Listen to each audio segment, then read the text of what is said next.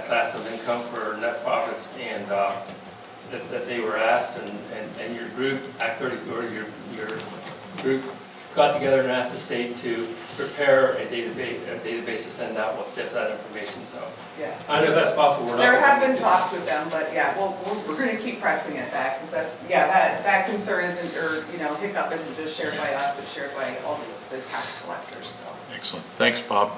Questions from council? Great. We greatly appreciate the information. Well, I would say then, if there are no questions, it seems to me like this is another example of very efficient regional cooperation. And then beyond that, it sounds like the model that you or we have in place is possibly the envy of some of our peers around the state, around the country. I think that was hinted at in some of your comments, so I think it's fair to put that out there. Thank you.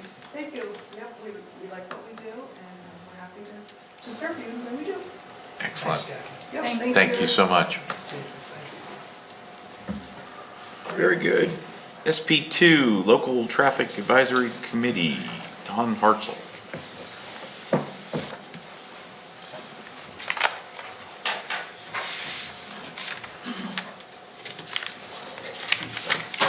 Good evening, Council. I'm Don Hartzell, I'm Chair of the Local Traffic Advisory Committee. The committee was formed back in 2000, so it's our 23rd year coming up. Appointed by you to coordinate requests remanded by you to the traffic situations in the township and recommend cost-effective traffic calming devices for your adoption where warranted. Currently, there are 4 citizen members. Myself as the chair, Dr. Ron Smith is vice chair, Earl Moore, who is online tonight, and Pat Vernon. We also have as members 3 people sitting around the table tonight: Carla Stilson, Don Franson, and Amy Kerner. And we have 5 ex officio members: the State College Police Department, who has been involved with us in what I'm going to talk to you about in a minute, including Chief Gardner has been here twice in the last several months to help us with what we were working on. Also includes Center Lifelink, Alpha Fire Company, the State College Area School District, and the Center Regional Planning Agency. The LTAC follows a 4-step process which is outlined in the College Township Traffic Calming Study and Approval Process Guidelines booklet, which the LTAC believe this solution, I believe, and 66% of those that respond must approve the proposed solution for it to proceed to funding and implementation. And I'm available to stay if you want me to, although Carla's on our committee and Don Franson is also on the committee. I can stick around, but I would entertain any questions you have with me now. Great. Does staff have anything they'd like to add? If not, Carla, anything from you as our liaison? No, just that I believe that the committee has done a lot of good work this year, and we'll see how it plays out. But I think the committee's worked together really well and with the community, so it's been a pleasure to be a part of it. Excellent. Questions or comments from the rest of council? This is our annual report. It just happened Correct. coincidentally. Yes. Just an Right. annual report. I try to keep my comments So- vague. The Clover Road project was last year. A couple It was of years actually ago. about 2 or 3 years, 3 years ago now. Time We've flies. been working on this over almost a one's- year and a half. now. Okay. Yeah. Oh, yeah. Right. Yeah. Great. Don, we would ask if you could hang with us. Sure. We do have you under OB1. I'll have to call my choir director and tell him I will not be there for choir rehearsal. Well, do what you gotta do. You do you. You do you. Okay. Excellent. Thank you, Don. Okay. Greatly appreciated. Reports, manager's update. Okay, thank you. reviewing the manager's update that was in the packet this evening. I did want to make a quick comment on Pike Street construction. Still continues. The last entry here indicates we anticipated that we were going to have final paving at the end of October. As it stands now, and Don, correct me if I'm wrong, but it looks like that'll be next week. By Friday of next week, we should have the 2 lanes open. So there are still going to be some There'll be additional. sidewalk work and some little retaining walls yet outside of that where they'll be able to work from that, mostly from the parking area, so we'll be able to have 2-way traffic. There will be times where there will be flaggers and we'll be having 1-way traffic for a couple weeks after that. But we're anticipating road open next Thursday. Are there any other street closures anticipated? As they pave each of the side streets, there will be temporary street closures. What's nice is it's cool enough out that the paving can get put down and we can open it up much quicker than if it was in the middle of summer and it was 90 degrees. But each Mary, Dale, and Nittany Mountain will be closed for the paving of each side street for a few hours. And I did want to quickly mention that we're both facing expirations in both circumstances, January, February-ish. There are a few pieces of outgoing correspondence that were attached. That MTF, that's the multi-modifications that we did, or is the No, idea that no, we're just gonna? Sorry, I don't have a mic here. Thanks. Yeah, Paul, just as a quick update, we actually currently have an application pending with the Commonwealth Financing Authority. Yep. There are 2, kind of, I call them sister applications, both multi-modal transportation fund, one under Commonwealth Financing Authority, one under PennDOT. Commonwealth Financing Authority, I'm anticipating an announcement about grant awards coming out of their next meeting on November 15th. As it is, PennDOT's application cycle ends November 14th. So we'll be applying and crossing our fingers that it's a moot application come the next day. But that said, it is essentially the same application that we applied for last year unsuccessfully. We'll tweak it a little bit based on some of the stuff that we put into the CFA application, but essentially it's the exact same application. Keep swinging. Okay, great, thank you. Good. Yes, thank you. Any other questions for the manager? Hearing or seeing none. COG Regional County and Liaison Reports. Anybody have any meetings since our last meeting? Carla. This is a little side, to the side a little bit. Anyway, so some of you were at the CCATO convention, fall convention, so I just wanted to say, for anybody that wasn't there, we put forward 2 resolutions that were supported overall by the CCATO to be moved next to the PSATS Resolution Committee, and then voted at our annual PSATS meeting in April. The 2 resolutions, one was community solar, and the other one was encouraging a DEP change that would make projects like our boardwalk repair easier and more affordable. And I kind of just wanted to ask, I guess, she's not here. Well, I'll talk to Jen about next steps. Make sure that what needs to happen goes forward. So I just want to make that report. Great.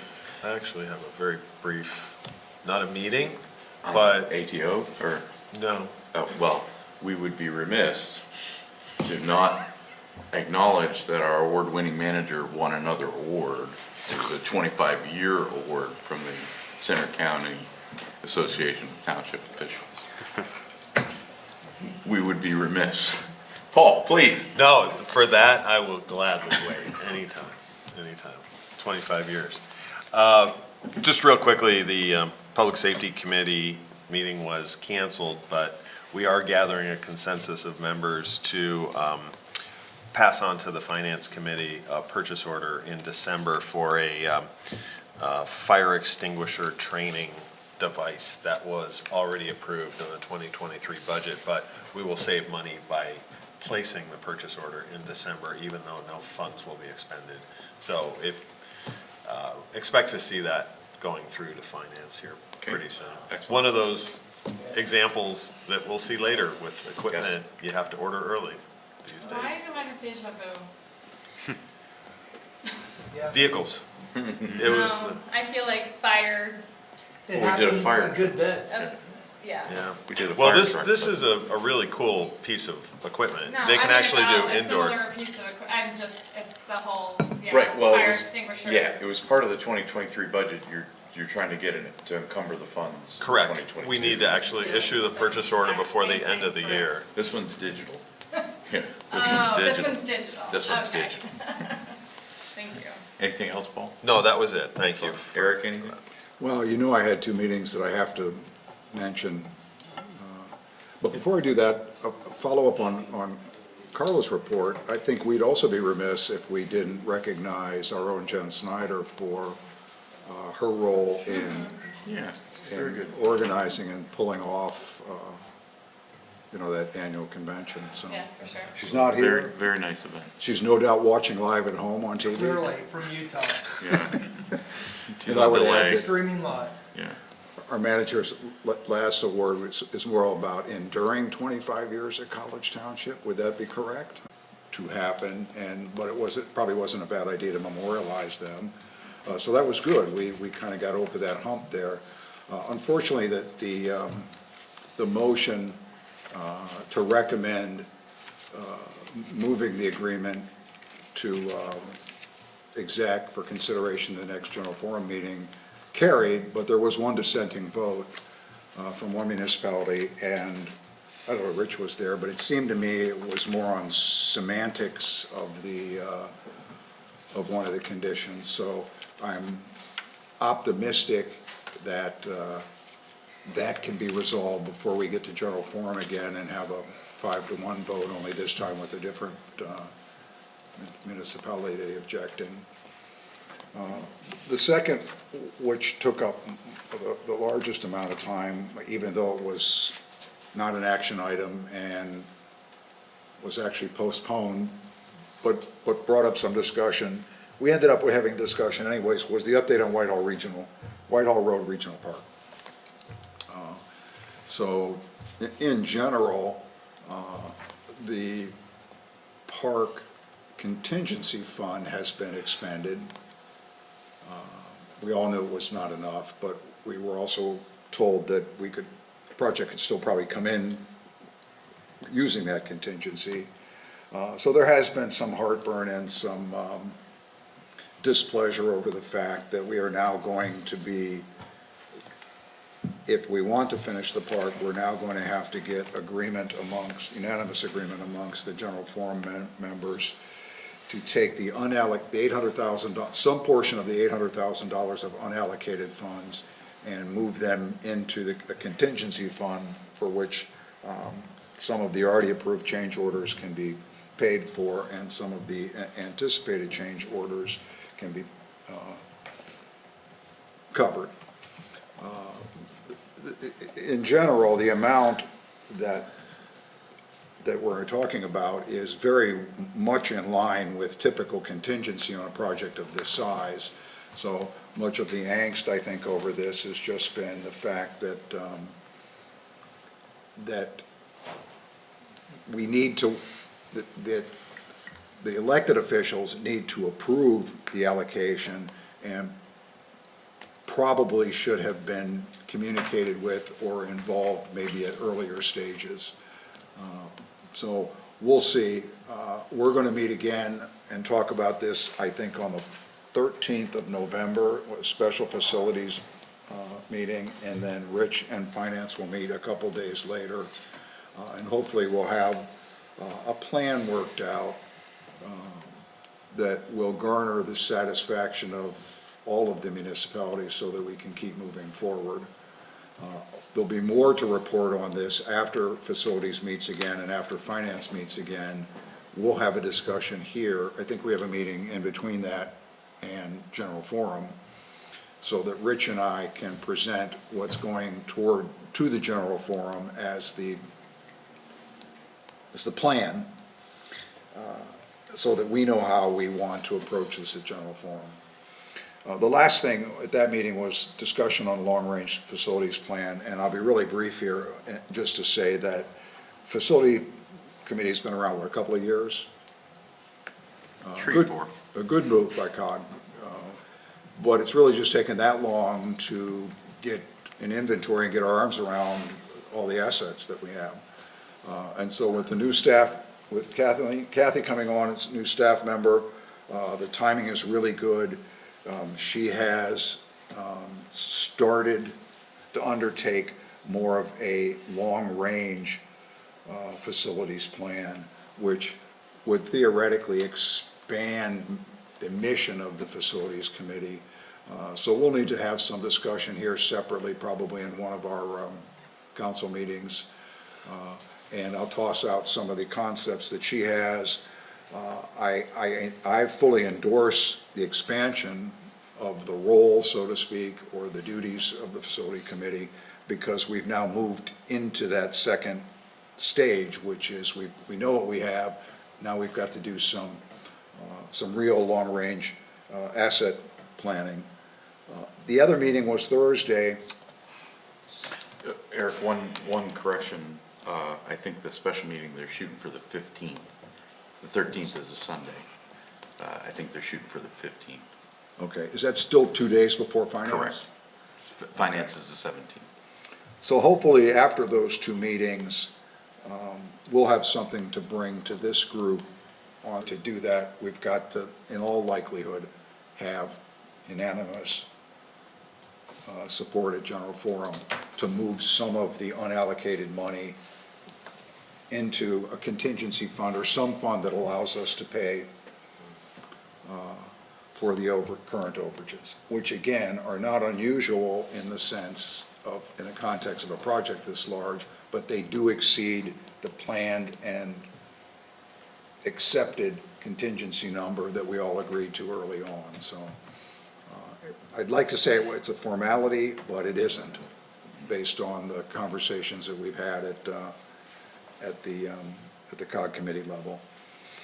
So Thursday, Lucy met, and just really there was only two items, but only one worth noting, and that is the red cap report, which gets redevelopment report that's done by regional staff. It's time for it to be updated. It gets updated every 5 years. This is a great report because it looks at, great planning tool, outstanding planning tool, because it looks at vacant land under each zoning category. So for example, just give you a quick example, if we were asked to do a rezoning, this would give us a real quick idea of how much of that requested rezoning is available regionally. And as part of the update, we were asked if we had any suggestions for things that could be included in the report. Of course, I had two. The one was, do we account in the red cap for maximum developable capacity in existing sites that aren't vacant? In other words, let's say we had a site like, I don't know, the Nittany Mall, for example. When we do when we do the capacity analysis, does it account for what the mall could be at full build-out? And the answer is no, it doesn't. So it considers that not vacant, and it considers the density and capacity what it is currently as it's built, not what it could be under the zoning. And I understand why that would be very difficult. However, they will do some examples that of areas around the region, the difference between the existing built capacity and what it could be if you say were to raise the site and rebuild on it under current zoning. I think that would be beneficial. The other thing I asked was, given the apparent regional angst over the high-rises downtown, if the redevelopment capacity report could look at what impact outside of the downtown, what impact it would have on available capacity if those buildings, if they were not building up downtown. In other words, what would it do to the available capacity regionally if the borough didn't build up or continue to build up downtown? And, it's almost a rhetorical question because we know what it would do. Those still would exist, they would just be, we'd have sprawl, we'd have more sprawl, more burden on the infrastructure. And that can be done. In fact, that will be done. Everybody thought that was a reasonable expenditure of resources as part of updating the report, if for no other reason but to answer the questions that come up about that. The debate, do we build up downtown or do we build out? What impact will that have on our capacity, and therefore how much further out would we have to sprawl to accommodate that growth? And the last thing I'll have is, it's very easy, it's just an MPO update, and that is next Thursday at 11 a.m., PennDOT will be conducting a ribbon cutting at the new Jacksonville Road local interchange on 80, about 2 miles east of the current Interstate 880, Interstate 99 intersection, which is what it is right now. This is a really significant benchmark in that project because this is the first of the 3 phases that will eventually result in a high-speed interchange at 99 and 80. But they can't start on that work until they have a new local interchange upstream, because the current local exit that's part of those 2 interstates coming together will be closed. That's what you have when you have a high-speed interchange. You just have 2 interstates coming together. So that's, to me as the MPO, I think that's significant. It's not a direct impact on College Township, but clearly that project, when it's done, will have a significant indirect impact on the township. And just as a piece of information, PennDOT expects to let the bids for the second phase of that early next year. So it's moving. Everyone's invited, by the way, should you have nothing to do next Thursday at 11 a.m. Paul? Quick question. So when they open that, are they going to be taking down those concrete barriers along Jacksonville Road and making that wider from that point down to the current interchange? Is that how that works? I mean, If I understand your question correctly, those were just temporary barriers. I think they are, yeah. You're talking about right off of the exit till you get to Jacksonville Road? Right, exactly. Once you get off the exit from there to the current exit. Oh, you're talking That's about the still- barriers on 80, or the barriers after you get... After you get off, that's what I was talking about. I would assume so, but I don't, I'll find Okay. out. I've just been driving that a bit, going out back and forth to Howard, and I was just curious. Okay, no, that will be a big deal when that opens. Thank you. That's all I got, Rich. Excellent. Any other questions for Eric? Any other meetings? I have had none-ish. Really? I've had none-ish. And that's all I got to say about that. Staff, PC, other committee reports. Don, unless you had something from Planning Commission real quick? Yeah, the meeting was held on the 1st, 2 nights ago. The agenda was put together by our chair, Mr. Forziat. He distributed the meeting materials from the prior Lucy meeting that I believe Mr. Bernier recommended, just to explain Lucy to the Planning Commission. And that sort of segued into discussion about CCMPO and more discussion regarding regional growth boundary and sewer service area. So we spent roughly an hour, just a lot of general discussion and getting Planning Commission members up to par as to what happens in other areas of government. Any questions for Mark? Okay. Diversity, equity, and inclusion reports. As always, we invite the public to share anything they might have. Does any member of the council have anything they'd like to share under this report item? Okay. We'll move forward to the consent agenda. Consent agenda for November 3rd consists of the minutes from our October 20th, 2022 meeting. Under correspondence, we have an email from Daniel Materna dated October 18th, 2022 regarding casino. We have a letter from Special Olympics dated October 3rd, 2022 regarding Gratitude Gala. We have a letter from Penn State Human Resources dated October 17th, 2022 regarding notice under the Worker Adjustment and Retraining Notification Act. We have a letter from PA Department of Environmental Protection dated October 26, 2022 regarding UAJA Annual Waste Load Management Report. We have an email from John Ferguson dated October 28, 2022 regarding Pedestrian Facilities Master Plan feedback. We have an email from John Ferguson dated October 28, 2022 regarding vehicle speeding 900 block of Hauserville Road. Under action items, we have none. Does any council wish any of those items pulled?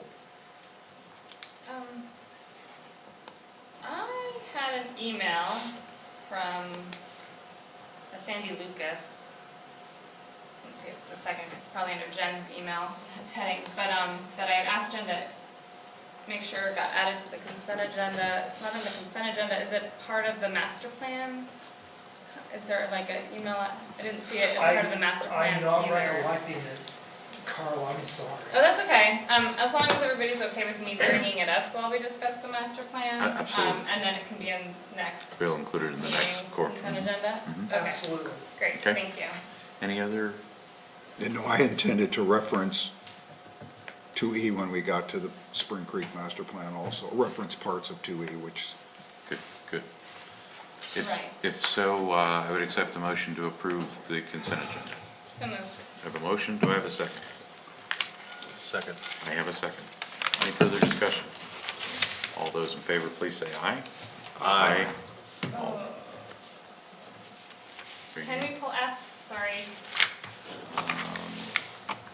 Sorry, I'm so Sure. focused on Sandy's email that Sure, I sure. Is forgot it to discussion outline. or Just just discussion. go ahead, go. Yes, thank you. So I spoke to John Ferguson at the Pedestrian Facilities Master Plan Open House last week. He lives on Hauserville Road along the 900 block, and he does have some vehicle speeding concerns, and I told him I would just send an email and I would bring it up before us, and I apologize for missing that window there. Sure. Just that second. So his concerns are with, primarily with speeding, not necessarily traffic volumes. Hauserville Road is obviously a collector. But he did speak to Don Franson, so. Yeah, we'll briefly. get a speed sign up around that area as close as we can and just get a feel for what the speeds are. I'm not sure what the last time Frank's had signs out there, but we can update it if it's fairly old. Yeah, please do. There were actually several residents from that section of Hauserville Road. That's kind of where it gets pretty narrow, tiny little shoulders, maybe inches wide, between, I don't know, maybe Botorf and Spring Creek Park, that kind of bit right there. So several residents were just, they really said that when the speed signs go up, it does seem to help a lot, just draw attention. So if they did request to be put on maybe a regular rotation of speed signs.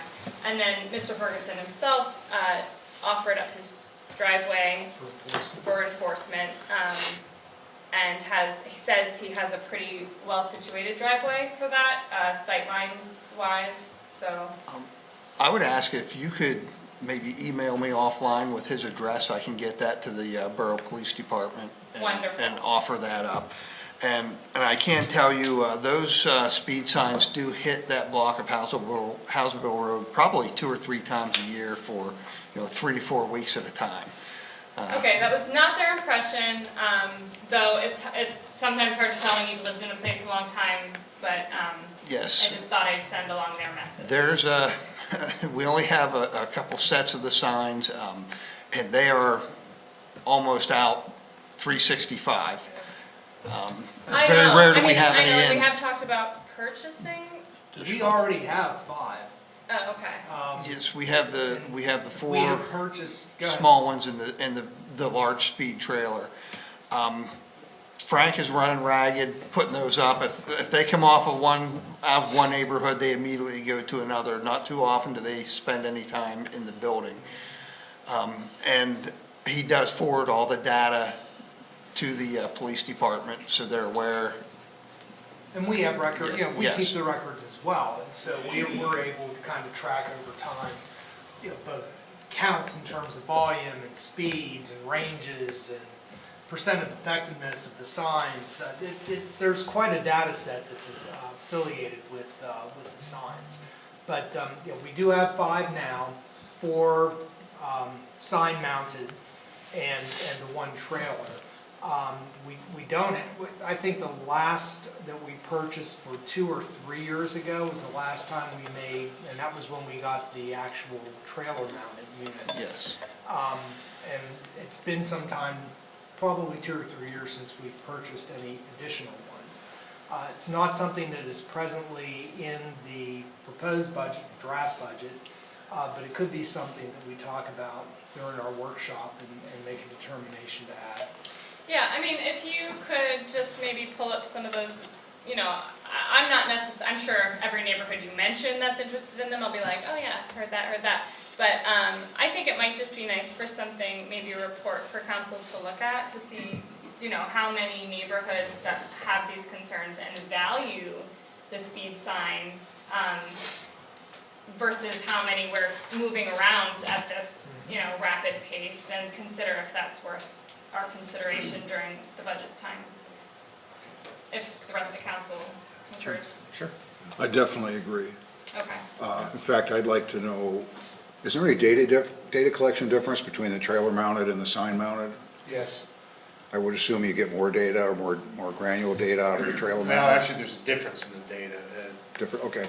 But, No, actually, as far as the variety of data, it's pretty much the same.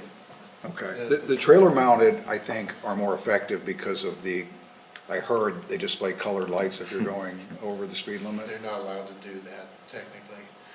We had the red and blue lights flashing on Branch Road, and somebody panicked when they saw those lights going off behind them and thought they were being chased. I saw one on First Ave tonight. Yes, it was just moved over there today. But they're allowed to use, I think, There was these somebody, amber I or will wait white back, lights. yeah. But I saw the Not blue red and and red lights. No Yeah. more red and blue. Well, to Carla's request, I would definitely be interested in knowing what the cost difference is between the trailer mounted and because speeding is not, and it's a problem that just seems to get worse every year. I lived off Hauserville for 20 years, and I'm pretty sure speeding is still as bad as it was, if not worse than it was, 20 years ago when I was living there, so. And the narrow cartway is, Yeah, that's a particularly difficult spot right there, just for walkers or anybody other than a speeding car, really, so. Yeah, thank you for the attention to that, and I apologize for not grabbing it ahead of time. I can tell you there is a very significant cost. difference in cost. And there's also the ease of being able to set it up and finding places to put it. The trailer requires a lot more space and different types of angles. Well, now that I know you can't flash the blue and red lights, On the state road, that thing was effective. It was. on the Just put state Christmas roads. lights around Yeah, the yeah, just sign. check the one out on First Ave, because the blue and red lights were on tonight. I think we're still activating them on our local streets. Oh, okay. Just can't on PennDOT. I think they're cool. PennDOT. They're effective. Okay, I'm gonna call the question again. All those in favor, please say aye. Aye. Thank you. All those opposed, please say no. Motion carries. Okay, old business, OB1, LTAC, Center Hills Village recommendation, Mr. Franzen. Thank you, Mr. Chair.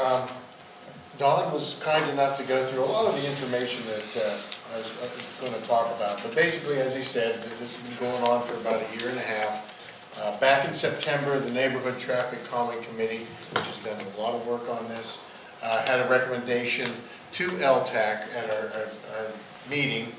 And one of the recommendation was basically 7-watt speed humps at Oak Ridge and at Shamrock. And they also had 4 pinch points at Oak Ridge.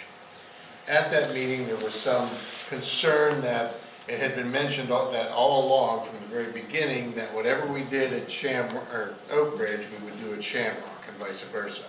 So there were residents who were concerned that by putting 4 pinch points in at Oak Ridge, we would be pushing traffic to Shamrock. So the LTAC committee requested that the neighborhood committee revisit that recommendation. So at the October 26th meeting, they came back with a recommendation which was 7 speed humps at each road and no pinch points at either of the roads. The LTAC committee voted unanimously to move this recommendation to council. At that time, we also were asked to come up with some numbers. What's the cost of 14 pinch points? And I contacted Trans Engineering, and they updated numbers a little bit. They're in the neighborhood of $77,000 for 14 pinch points, and another $5,000 for Speed Speed humps. Speed humps. Speed humps. Speed humps. Yes, thank you. So that's my report. Okay. Ms. Carla, would you like to add anything to that? Yeah, I mean, I will just add that I do believe there is a small budget left over from Aspen Heights. 20 to 25. Okay, that's not include that, so that would be 20 to 25. Do we intend to spend that between now, or would that be able to go towards the cost of? There's no other cost that we would have other than the $5,000 for engineering. So that could go towards that, and then whatever is left after that would go towards the actual speed humps. Speed humps, okay, so we're looking at 50 to 55,000 budgeted. Correct. Okay. The only other thing I'll mention is that, we've communicated with the neighborhood that this is good timing because it's budget season, so that we will consider this. But I think tonight, what they're looking for is, I mean, I don't know, I think tonight they're looking for us to say whether or not we would be willing to put forth that money, towards this project, and if not, what pared down version of this would we be willing to approve for their vote. This hasn't gone to vote yet. They're looking to go to vote, I think it was mid-January. If council approves going forward with the vote, we would wait till after the holiday season. And so, yeah, early, mid-January. Yeah, I think Susan was comfortable with mid-January. Go ahead, Adam. I was just going to add, it's more of a process. This is in front of you tonight, the recommendation from LTAC, primarily for council to discuss and presumably or possibly endorse the identified traffic improvement or the calming improvement to go forward to the vote. That's kind of part one. Part of that consideration is exactly what Carla said. Knowing what that cost might be, is that a cost the council is comfortable with? So I think it's kind of a two-part Right. conversation. The cost actually gets approved after the vote. Right. Should the vote pass, then it comes back to council, and that's where we technically fund it. But just because of where we are in the budget cycle, I think that has to be part of this discussion tonight. Sorry for stumbling through that the first time. Thanks for the backup, Adam. But yeah, I'll be interested, as we all will, to hear what any residents who've come to discuss this tonight, and I think we also have some of our ex officio members here have to say, and what you all have to say. Okay. We'll start with that, I guess. Don, anything to add that you already didn't share with us? No. Or that Dawn did? Any other members of LTAC have anything that they'd like to share with council? Any members from, oh, sir, please. Oh, okay, I was just gonna move anybody from the neighborhood committee who's gonna open the floor. My name is Robert Burke. My location is 900 Oak Ridge. Also have property on Shamrock. Thank you for listening to my concern. Oak Ridge and Shamrock have no sidewalks, none. And people constantly enjoy walking along the road that's marked off by white lines and the curb. And when I talked to the engineer, or the meeting we had before, I questioned why we wouldn't go from curb to curb instead of leaving 3 foot, you know, and they had a very logical answer because of the drainage of the water on the street. If it went from curb to curb, the drainage would only work for maybe 1 or 2 pinch points or platforms. However, my deepest concern is we enjoy, people constantly are walking their pets, winter and summer. And when we plow the road in the winter, you realize the plow must go up over the platform 3 inches high and travel for 12 feet before it drops off. That's going to leave 3 inches of snow where the people walk. However, if that's not hand shoveled, because the snow does not let the sun get down to the blacktop to help melt it, it's going to be 12 feet of solid ice. And the people that want to walk the street, I don't think it's fair to make them walk on the road when we have that as our sidewalk. I just wanted to bring that up as a deep concern to me. I think it's a tremendous maintenance expense if they have to come up and shovel both sides. You know, that's 14, 12-foot spaces that must be shoveled every snow. And I think it would make a tremendous expense to the township. I don't think that's fair to the township, but I certainly appreciate you listening to my concern. Thank you. Thank you, Ms. Bartley. Don, you got that noted? Well, actually, into the- he brings up a very good point. Where these are in the borough, you have sidewalks. So these 3-foot wide zones for drainage and sort of being used by pedestrians doesn't happen in the borough. They're in sidewalks. So that's not an issue for the borough as much. Do you know, do they have any special treatment they do with that? No, they just plow over them, and if it melts, it So, I mean, melts. that's a point that I think needs to be considered, is that would we be having our guys go out, you know, we do all the plowing, and then we come back afterwards and have somebody come out with a small blower or, you know, some other device to clean those out? Because like, as he says, it could build up. Sure. Or do we just salt those areas out? No, he talked to me before the meeting about that. I said, that's a very good point. Sure. Well, we'll definitely monitor it, and, I mean, I look at it similar to the bike paths. When we do, after the event, we go back in and clean out some, so we'll have to see if that's necessary. So, Mr. Moore. Hello, and I'm speaking not as a member of LTAC right now, but as a resident of Oak Ridge Avenue. And I'd like to bring up the fact that I will not walk my dogs on Oak Ridge Avenue right now because of the traffic. So I think he's mistaken saying that that's a danger, because there's a lot of people who will not walk their pets on Oak Ridge Avenue. And something has to be done. Yes, there may be maintenance concerns, but I think the safety of the people on the street is more important. That's all I have to say. Thank you. Okay, very good, thank you. I think we can accomplish both. Anybody else? Mr. Brown?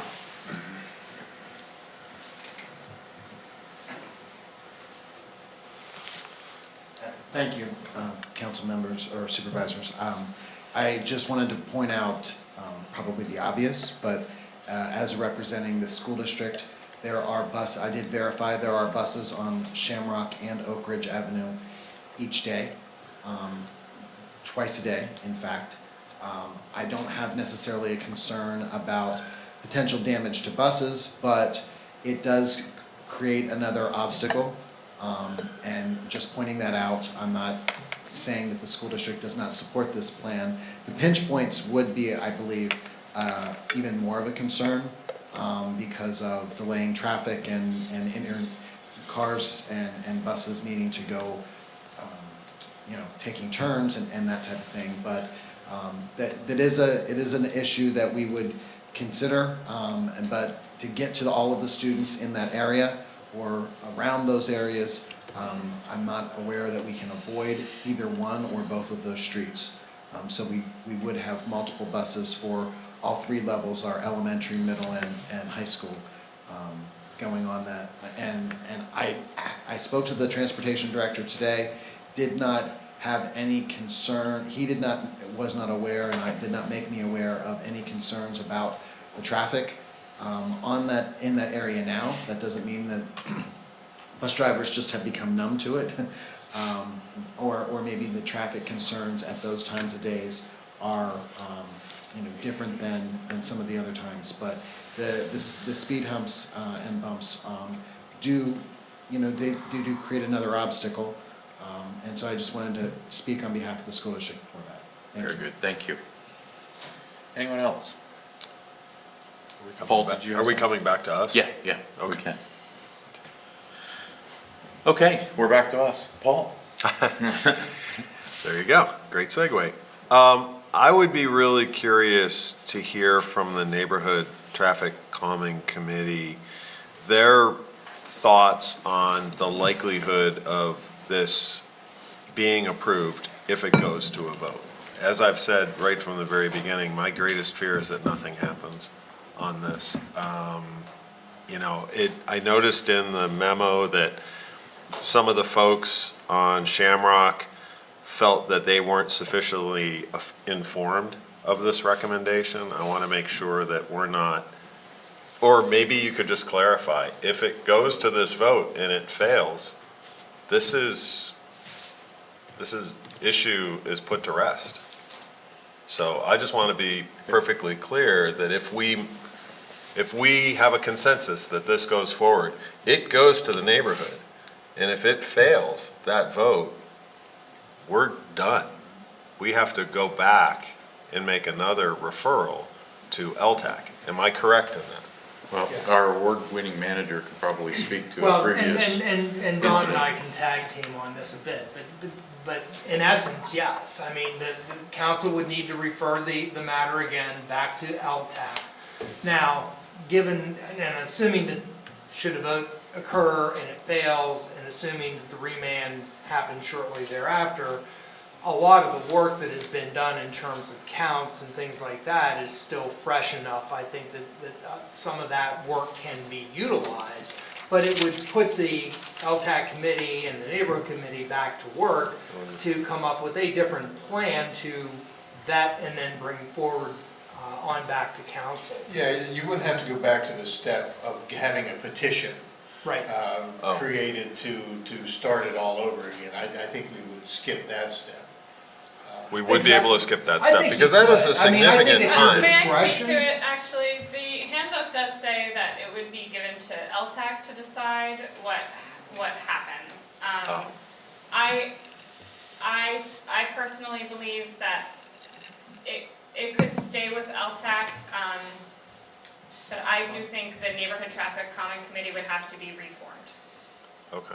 Only because I'm not sure it could be reformed exactly as it is, if that's Sure. what the committee. I just wondered at what point did we reset to? But I think I believe that would go back to LTAC for a decision. I mean, if council wanted to remand that back to LTAC, it would kind of be like a council LTAC. Right, decision. it would be council's prerogative, they could say, we're done. But I Right. think we've been pretty clear that we need to Absolutely. do something. But the residents have to support Sure. that something. So, And that's what I was getting at, is I Yeah. just want to make sure we've got our ducks lined up. Right. That we're confident that if we kind of green light with a consensus, which, you know, I certainly am in favor Sure. of, because this was one of the first things I tried to do when I get on council. Sure. So we're finally getting to the point now where it could go to a vote. So I don't know whether we want to ask anyone from NTCC to give us an assessment of where they are, or did they do that at LTAC, or? I don't know what that'll really Well, I mean, gain, but I will offer that this is LTAC's recommendation to council. Okay. Though it was NTC's recommendation to LTAC. So if you want to hear their, you know, mode of coming up with this is the most favorable, that would be, I think, a fair question. No, but that clarifies it. It's actually coming, it's a recommendation from LTAC, Yeah. not from the NTCC, and LTAC would have done the vetting to make sure that all the residents were consulted and those kind of things. That was just what I was getting at. I didn't mean to gum up the works. No, I just not at wanted all. to be But- perfectly clear, because this has been a muddy situation at Sure. times, so I wanted to be clear. But what I heard from you was support, 1, for the proposed method, 2, for the proposed money. Yes. Okay, Eric? Same here. However, I do want to point out, if we could back up just a bit, because there's been a bit of misinformation out there. The original proposal that Don referenced was not supported by council, primarily for 2 reasons. One, we wanted to see, for everybody to know, the first proposal was to just close Squirrel Drive.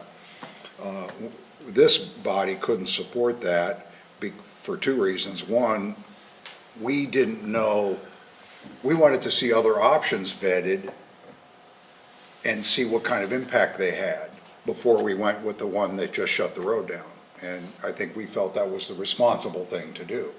You know, before you shut the road down, you ought to look and see what impact other options would have, you know, before you just blow the whole thing up.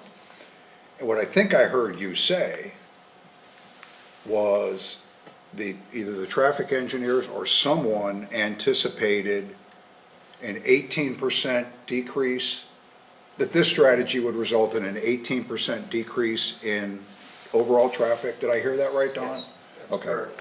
So that is, the first question was, or that was the answer to the first question, is now we have something that will reduce the traffic by 18% projected. So if that, I assume, since we're here, is acceptable to the residents, because before, when we entertained the first one, we didn't know what percentage the rest would be. That answers that question. An 18% reduction in overall traffic plus the slowing down seems to be something that the residents would support. And that then segues into the second reason why we were reluctant to support just closing Squirrel, is we had doubts that you'd get this, the residents would get the 60% vote for the closure. So we wanted to make sure that, you know, those 2 were revisited, and they apparently have been, and I support exactly what Rich summarized that Paul said. I support the concept because they support it, and I support the money because we've said all along, you know, we would put our money where our mouth is once we got something from the residents they supported, and it's not that much more than what we spent on Clover Road. I mean, our net, when you take out the developer's contribution, what we could end up spending is maybe, what, $10,000 more, if It's that? actually less. I think we spent on Clover Road like 82,000, something like that. Both elements? Yes. Okay, okay. And actually, regardless of their level of involvement, don't really know what's going on, or maybe have not been active, these locations. Our vote or their vote? No, be located, and there are engineering drawings that exist to inform the residents of both Shamrock, but give them an idea about what that 12-foot looks like from beginning to end, that there would be a speed hump, table bump, whatever we're calling it, in that particular location, so that people had a very thorough understanding of what they might be voting for. So I think that's very important, and I personally would encourage council to include that condition, if you would, as part of Sure. consideration of any motion. Paul, support that third element? Eric, Dustin? Yeah. Well, and I'll add a bonus to that too, because if this does go forward and we do end up installing 7-speed humps in each of those streets, that will advertise some of the cut-through traffic that that's what's coming. I kind of think that that will help prevent some of that early, like, that's, what are these, like, kind of accidental go-throughs. Especially if we could get a street artist, those ones that make it look like it's a pit and all that. I mean, wouldn't that be cool? Sure. Okay. There goes our other 20K. And there went our other 20. The only other concern, and I will mention it here, is I do have concerns about operations in terms of street maintenance and primarily with winter maintenance.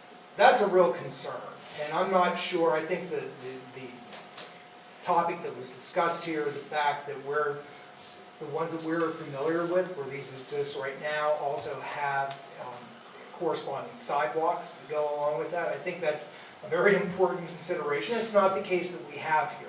So this will be a different type of maintenance, and I'm not exactly sure how that will be handled. That said, the other thing that I am concerned about is should any number, the 7 that is proposed and being discussed here and has support from council on each street, if these go in, they aren't coming out in a timely fashion. I think, in other words, the township is making an investment in the actual traffic calming device. And it will take time to coordinate that, to install them.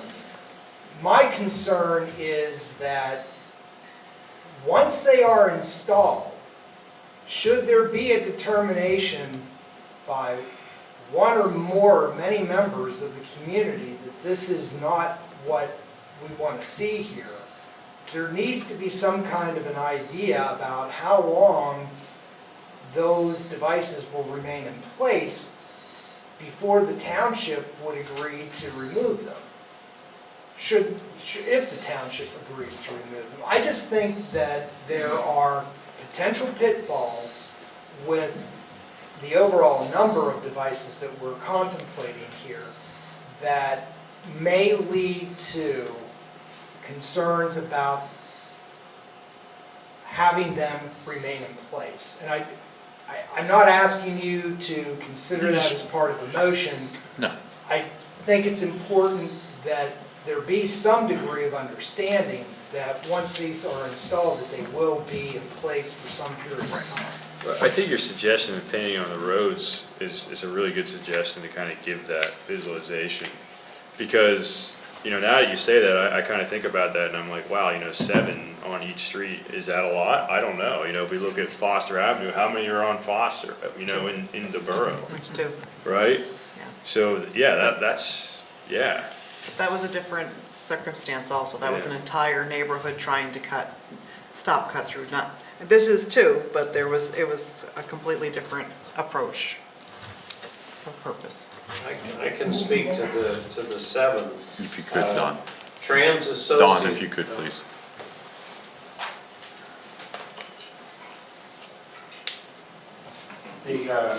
Our traffic engineers, Trans Associates, when they looked at this, they looked at, one, the length of the road, they looked at the width of the road, they looked at where are drains, where are driveways, and took all that into account. And then they looked at the standard that says what's most effective. Well, most effective is between 250 feet and 600 feet between speed humps.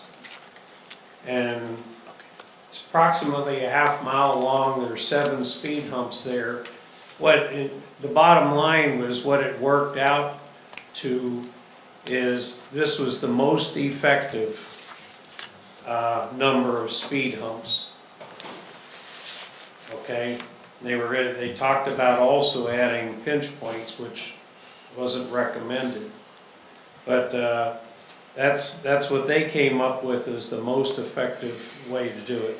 I wanted to mention one other thing. You talked about Paul said he had a couple of people that said they never got contacted.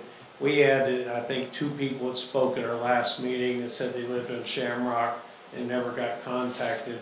I know that the neighborhood committee went to every house, all 140 houses. Now, if the people weren't there, or something happened, let me finish, please, okay? If they didn't get contacted, my point, my takeaway was, you know, there were several meetings of this committee, and it was put out to the whole neighborhood. It's not like the neighborhood committee didn't try and contact people. I mean, you had 140 people. There's gonna be some people that did not show up, did not come to some of the meetings. But I think that everybody know when their meetings were and what they were planning to do. Last comment I wanted to make was, the committee had 140 people in the neighborhood. Some people wanted to go immediately to eliminate Squirrel Day, to shut off Squirrel Drive. There are other people that said, I don't want to be inconvenienced whatsoever. I don't even want to have to turn out of my driveway and go this way rather than going that way. I don't want any inconvenience. So you have the whole gamut there. And I think when you look at what you're planning to do there, if you looked at some of the other recommendations, I think between speed humps and closing Squirrel Drive, there are several other recommendations that are very complex. They involve going to one-way streets, going to splitting the neighborhood in half and having half of the neighborhood come in and make a U-turn and go back out by the Country Club Road. The other half come in and go out by Squirrel. So there's a lot of other possibilities, and I think the recommendation was a good compromise. It's effective, it's cost effective, and I think it will help to more so cut down and cut through traffic. Thank you, Don.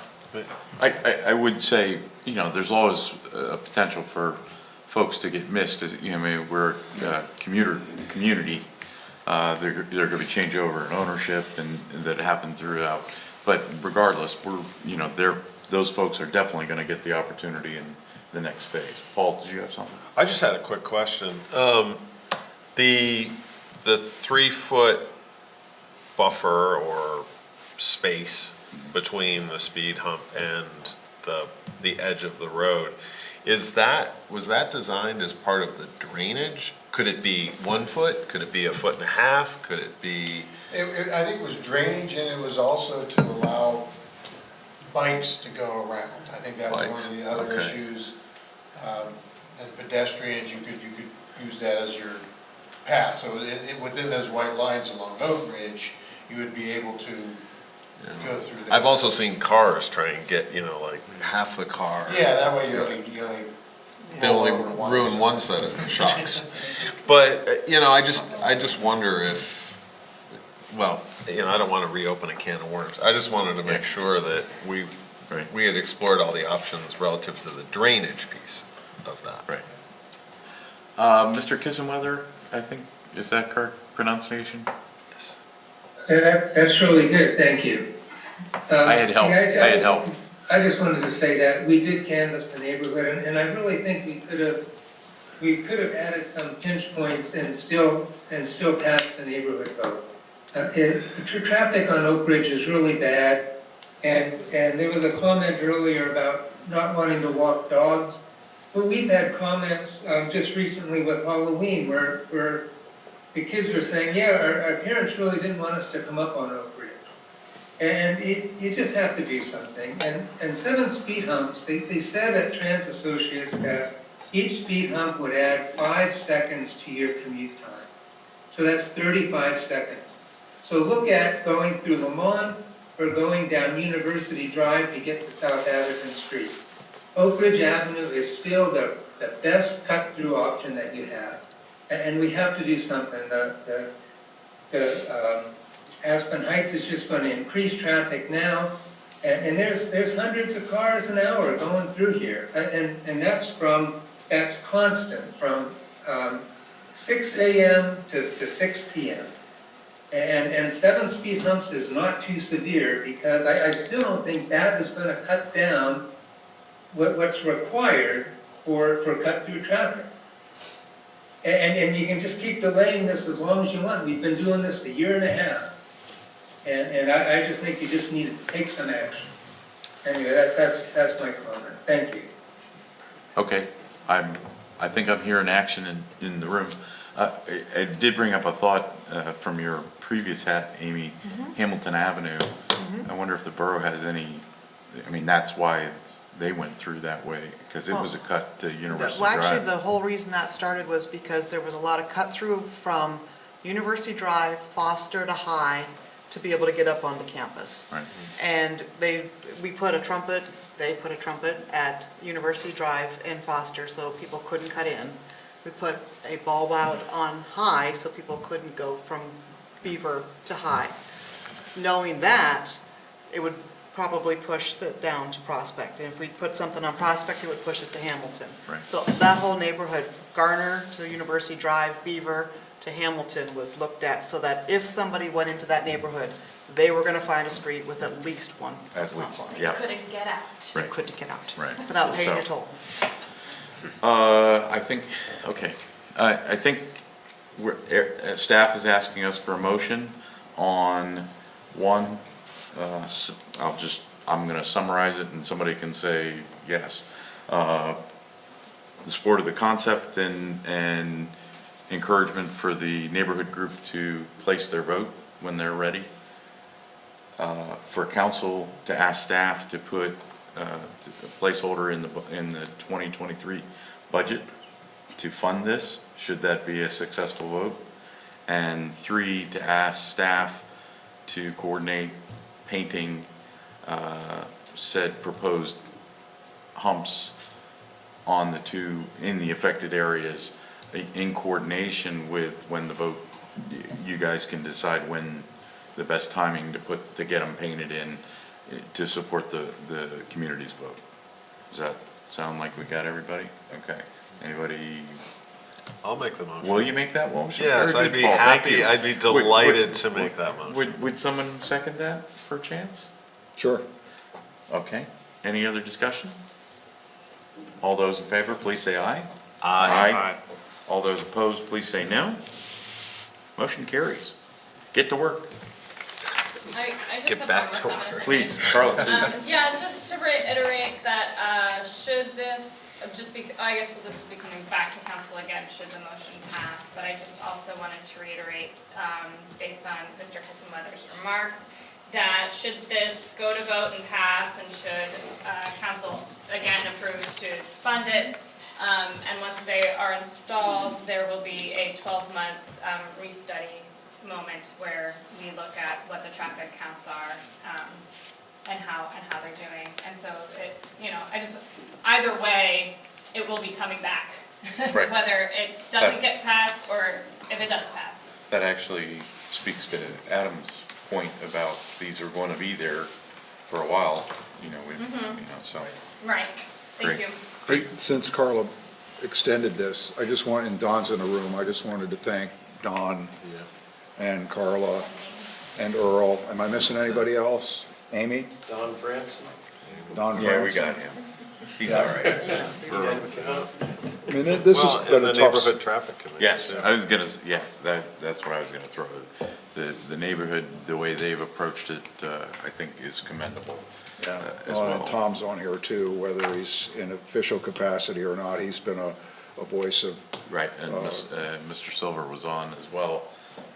So, yeah, absolutely, absolutely. So, continuing on, OB2, COG budget review, Mr. Brumba. Okay, thank you. I have here with us this evening Mr. Eric Norenberg and Mr. Joe Vigilone representing the COG. Council has received my memo relative to the 2023. Yes, It's not that It was a bad. painful process. You should have went through it. The 2023 COG budget. Mike, whenever you're ready, I think we'll. Just trying to catch up there. Yeah, I have no further comments to make on my memo. I think that stands. What I do want to do is review with council what the obligations of College Township are going forward into the 2023 budget. And essentially, what we're looking at on the overall is a 12.22% increase for College Township in our overall COG contribution. So we will be going from just under 1.3 million contributions to COG in 2022 to 1.46-ish million dollars in 2023. Now, one of the things to keep in mind is that the COG budget process really, in this particular case, consisted of two steps once it got to the COG Finance Committee. The initial budget was basically remanded back to COG staff and the executive director, along with instruction to reduce the overall municipal shares from the original 16.6% increase to somewhere in around 8%. And they were successful in doing that, and the numbers that we're talking about here this evening, the ones that I've just mentioned, actually reflect that. The reason College Township share is higher than that 8% has to do with a funding formula vagaries as well as participation rates, whether it's library or senior center, et cetera, et cetera. So that those are the two items that kind of impact why we ended up at 12.22% in the overall increase, whereas the overall COG budget actually achieved the less than 8% or less increase in municipal contributions. So unless there are some specific questions that members of council have relative to this particular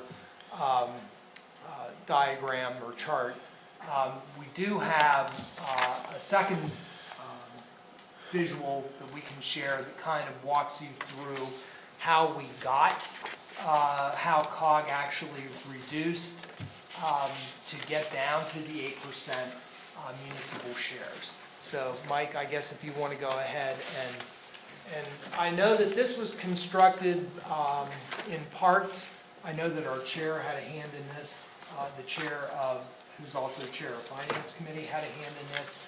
And I would defer, Rich, if you had comments that you would like to make about how the process worked or anything to add, I'm happy to yield my time. Very good, thank you. A couple of things that came out of this is the center region managers issued consensus comments, which we haven't seen that very many times and everything, so I greatly appreciated that element of it. There's certain parts of it I don't fully agree with, but there's certain parts that I know that we can do better, and one of the big things that's going to come out of this is that we're going to have a going forward meeting either at the December finance meeting or a special finance meeting to start hashing around some of the things that the managers threw out as possible ways of improving the process. Now, I will say, every year, we ask, how can we do it better? And this is the year that it came to roost in it and everything. And I would just reiterate that COG staff did exactly what we told them to, or didn't tell them not to. And that's on us. That's on us as elected officials, in that not to see where we were headed. And sometimes we need chaperoned by our professional staffs here, there, and everywhere. But the reality, when we got that budget, that was, you can definitely argue that you knew that wasn't going anywhere and that shouldn't have come forward. But you can't argue that we were participants in bringing that forward and everything. The expenditure-driven versus the revenue-driven has a mixed thing. Us telling what we're gonna pay ignores the changes in the factors that drive the COG formula and the participation rates. So for example, the library, if all of our residents start using the library even more than they already are, we already are a heavy user of the library, shouldn't we pay a greater share of the operations of the library? That seems fair. So there is something, there's a hybrid between the two, in my opinion, that needs to come forward. And the managers made some great suggestions, and we actually incorporated some of those in working it down. When we got to the budget, our first session and stuff, there was a couple of members said, well, we're just gonna start cutting right now. So the finance committee was gonna be the judge, jury, and executioner of the COG budget and everything. And fortunately, I think we went with giving staff the first opportunity to get us back where we said we needed to be, which was the 8% guideline. I'll just remind that we actually got it reduced to 6.78%, which is obviously below the 8%. And we did that, we incorporated a couple items from the manager's memo, in particular the yellow, the first two yellow, in that we removed some escrows, and the big one was the transfer from insurance reserve. And that one's really gonna be tied up in a review of fund balance policy, which is currently going on by the finance directors and the COG finance director. And then, that'll look at that. We had a great discussion when that came up at the budget review on how each municipality is currently doing it, which is not how COG is currently doing it. But I will make you aware that that is less than the numbers that managers put out. The managers were, I think, 200,000 were in it. But we as a committee decided, at the guidance of the COG staff, to leave more of the reserve in place in anticipation of the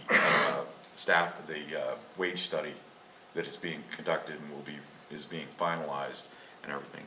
And that was an underlying message throughout this, is we wanted to make sure that we were going to be able to take care of our current COG staff before we added any new COG staff. So that was an important element through. But what we did, if you look at this, and you have it in front of you as well, we started at a municipal shares of almost 9.3 million, and which was a 16.86% increase over 2022. And then staff provided various reductions, and as did the committee. The committee brought forward some reductions as well. Again, those are the highlighted ones. And then in our final meeting, we went item by item and gave a thumbs up or thumbs down of whether to put it back in the budget or leave it out of the budget. And as you work down through, you can see the various things the actions that we took. And the majority of them were, again, not funding new positions.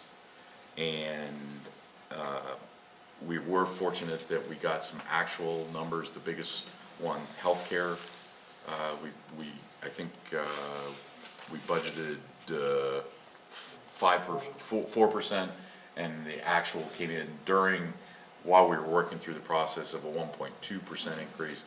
So we were able to factor that into the budget. Various other ones that, we had more updated information that we were able to build into it and bring it down. One of the big things, we start the budget process in April. and so crystal balls are great, but you can only go with as much information as you have and everything. So we worked down through it and got to where we are. I can only say I'm comfortable where we are right now, but I need to put all of you on notice that a lot of the stuff is coming back. It's not going away, because some of the stuff is what our residents are asking us for. Some of it is we are required by law to do. The big one that always is talked about is the fire. We received excellent presentation on the status of volunteerism as part of the budget and how that's being factored in. And I will tell you from discussions all across the state, we are admired for how Alpha and the COG have tackled that very real issue that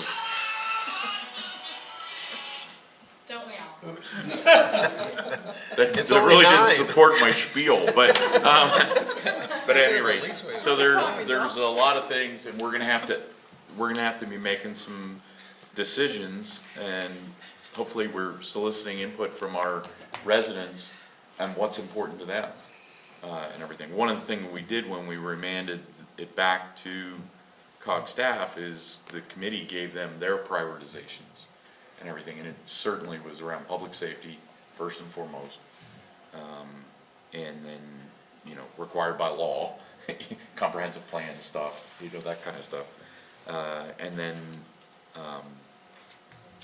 really came back around libraries and parks, and those are decisions of prioritization about what you want to be as a community, and we need to get input from our residents and put your money where your mouth is, kind of thing, in that. But we always have to be efficient and reasonable and everything in how we do that. So that's an ongoing process. But anyway, so here's where we are. We might have been able to cut it a little bit more, but I think it was a good negotiation. Everybody walked away from the table unhappy, or not fully happy. How about that?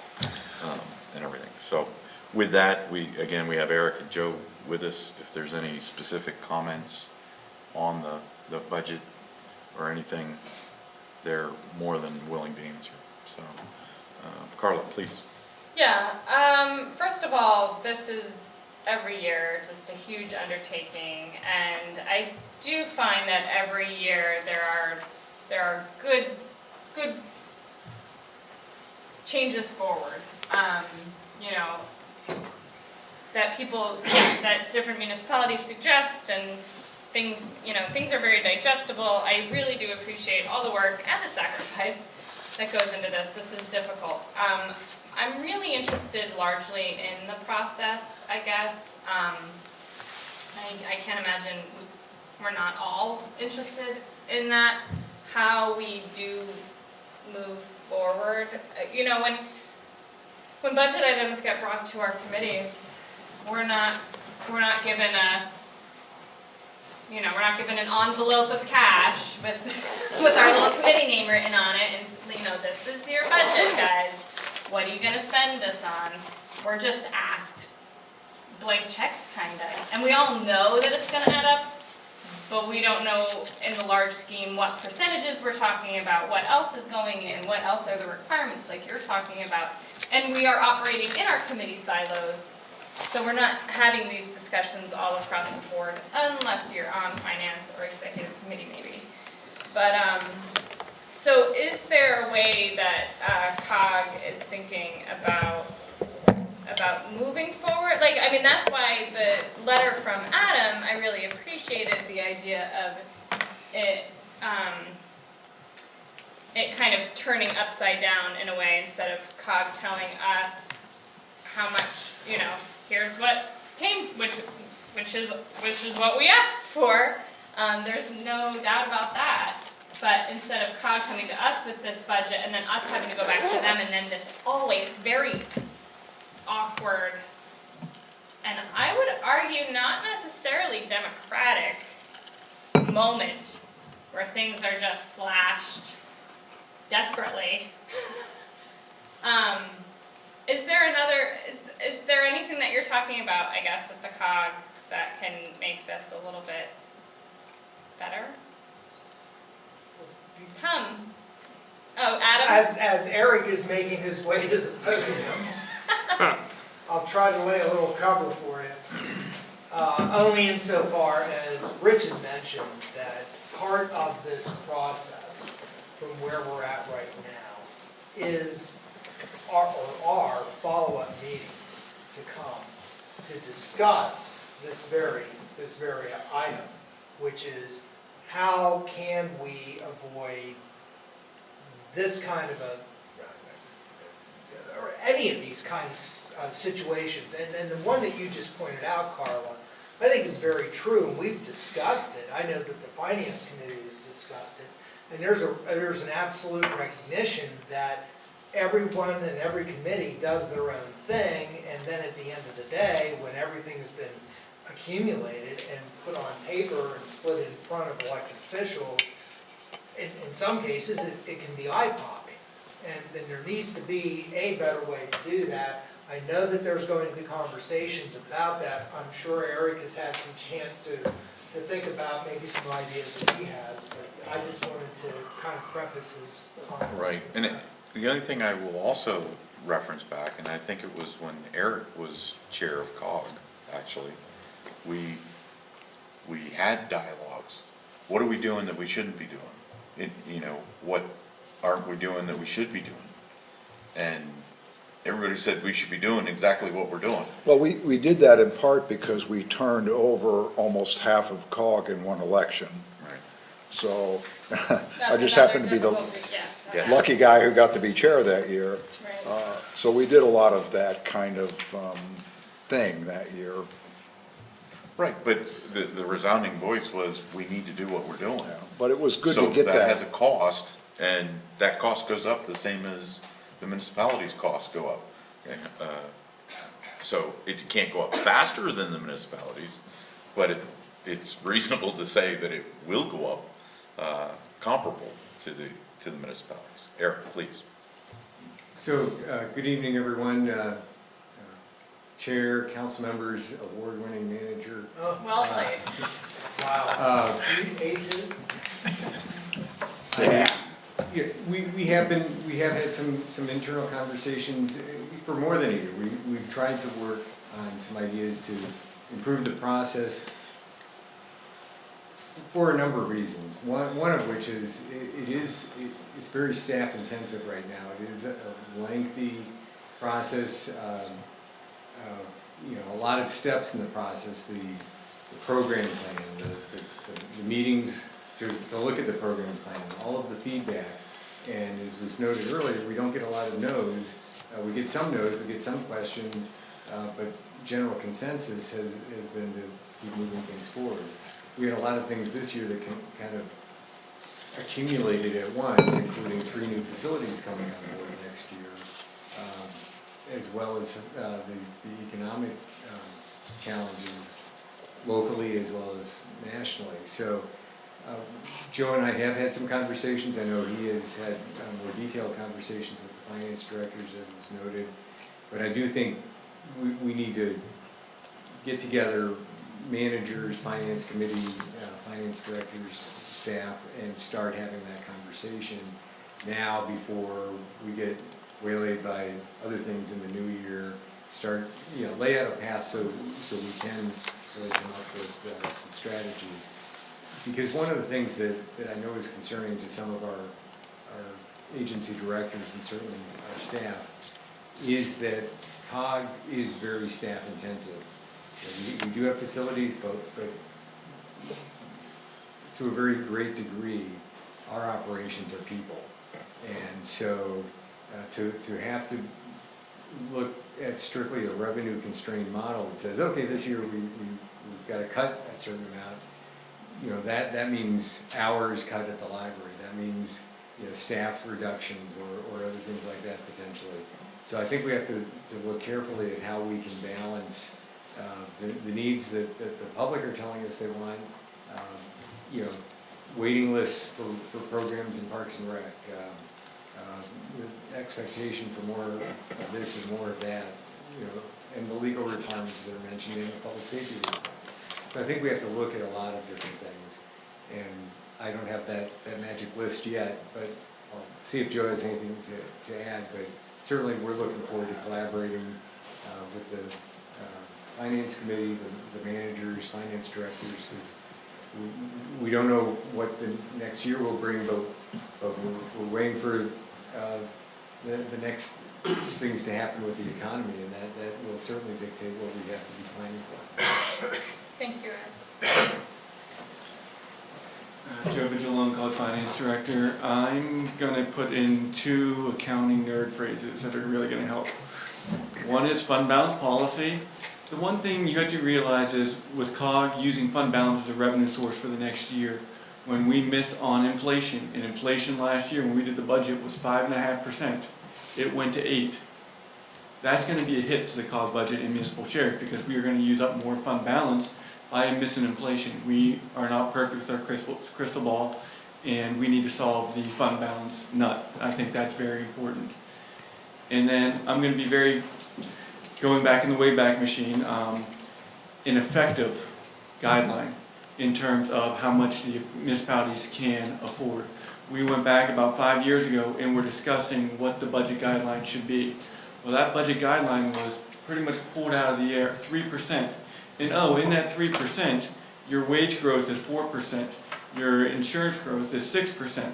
We don't want you to bring municipal shares up by more than 3%. And while you're doing that, we'd also like these new items, you know, brought on board, whether it is something additional for the fire company because it's been needed for the staffing study, or, you know, funding anything else that we need to fund in terms of priorities. So if there's a guideline within there, the guideline's got to be set with your real cost increases and not an arbitrary number. And then if there's something new that is brought forward to you on top of, such as, you know, a new position or something along that lines, that won't fit within that inflationary number, or, you know, with the wage growth or the personnel cost, the other ancillary personnel costs.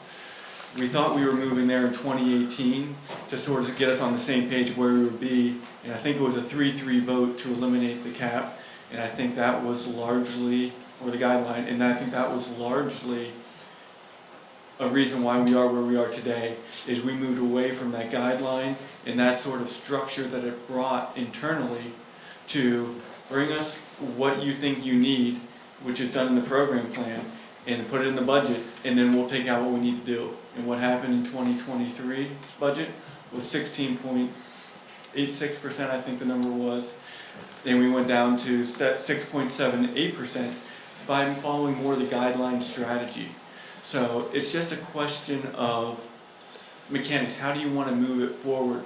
I think a fund balance policy would be very helpful, and I also believe that a guideline being brought back that is set not arbitrarily, but rather set based upon inflationary costs, COGS COLA calculation, you know, merit calculation, wage growth, insurance increase would be very helpful. Right, I mean, yeah, the fund balance policy and the guideline, I think you've got college townships supporting that. It's been in our comments every year for umpteen, so. Yeah, I certainly don't intend to make this a dialogue or have the discussion, but Carla brought up a couple of things, a couple of the elements that I mentioned in the memo, and I talked about a revenue-based model for COG. What Joe just described with respect to the target I think that's what you're talking is about. not really that far away from Right. what I Yes. have been personally, what I kind of envision But the problem is, we need to know what our number is. If we have, if College Township has an across-the-board or bottom line percentage increase of X, well, gosh, it doesn't make a lot of sense if you have Patton at X and State College Borough at X and Ferguson and Harris and all of us at X, and those get averaged together. I mean, why would COG be asked to do something less than that average?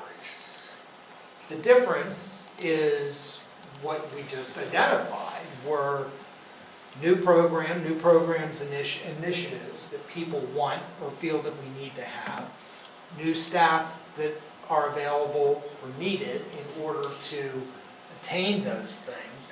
Those are some of the outliers there. But in terms of my way of thinking about this, what Joe has suggested with the target is really not all that far off of this concept of a revenue-driven kind of a model.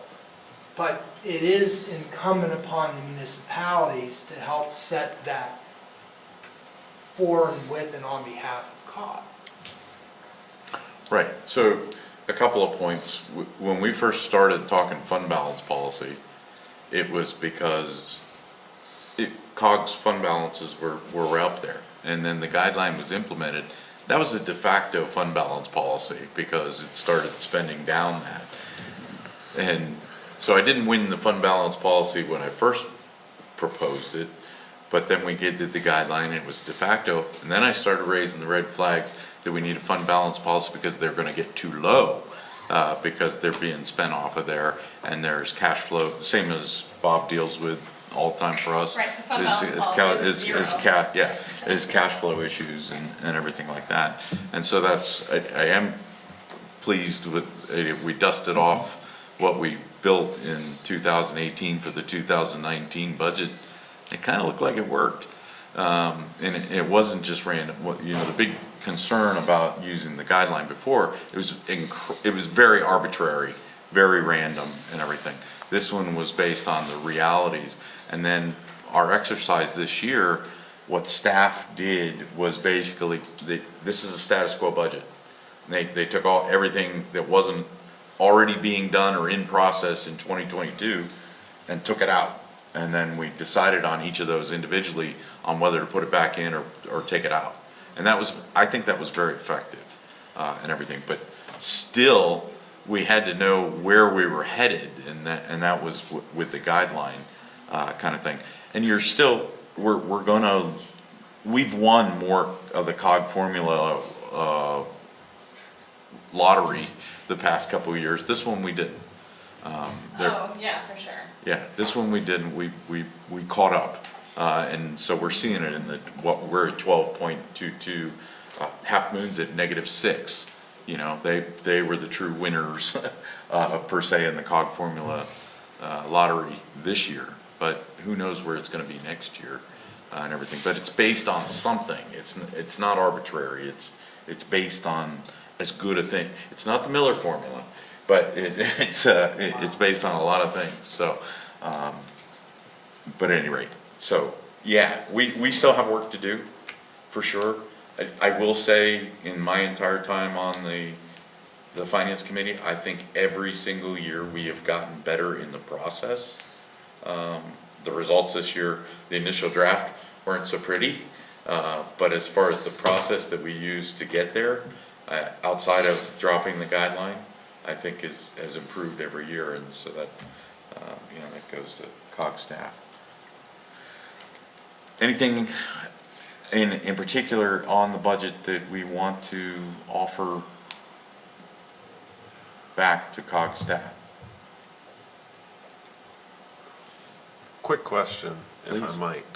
So basically, would we be looking at that 1.8x percentage from whatever the COG overall would be? Let's say it's 6.78, right? If it was half that, we would still have 1.8x that based on the usage formula. Is that correct, or would it be by each usage area. I guess I'm wondering how fine-grained the formula Well, adjusts. first there's multiple formulas.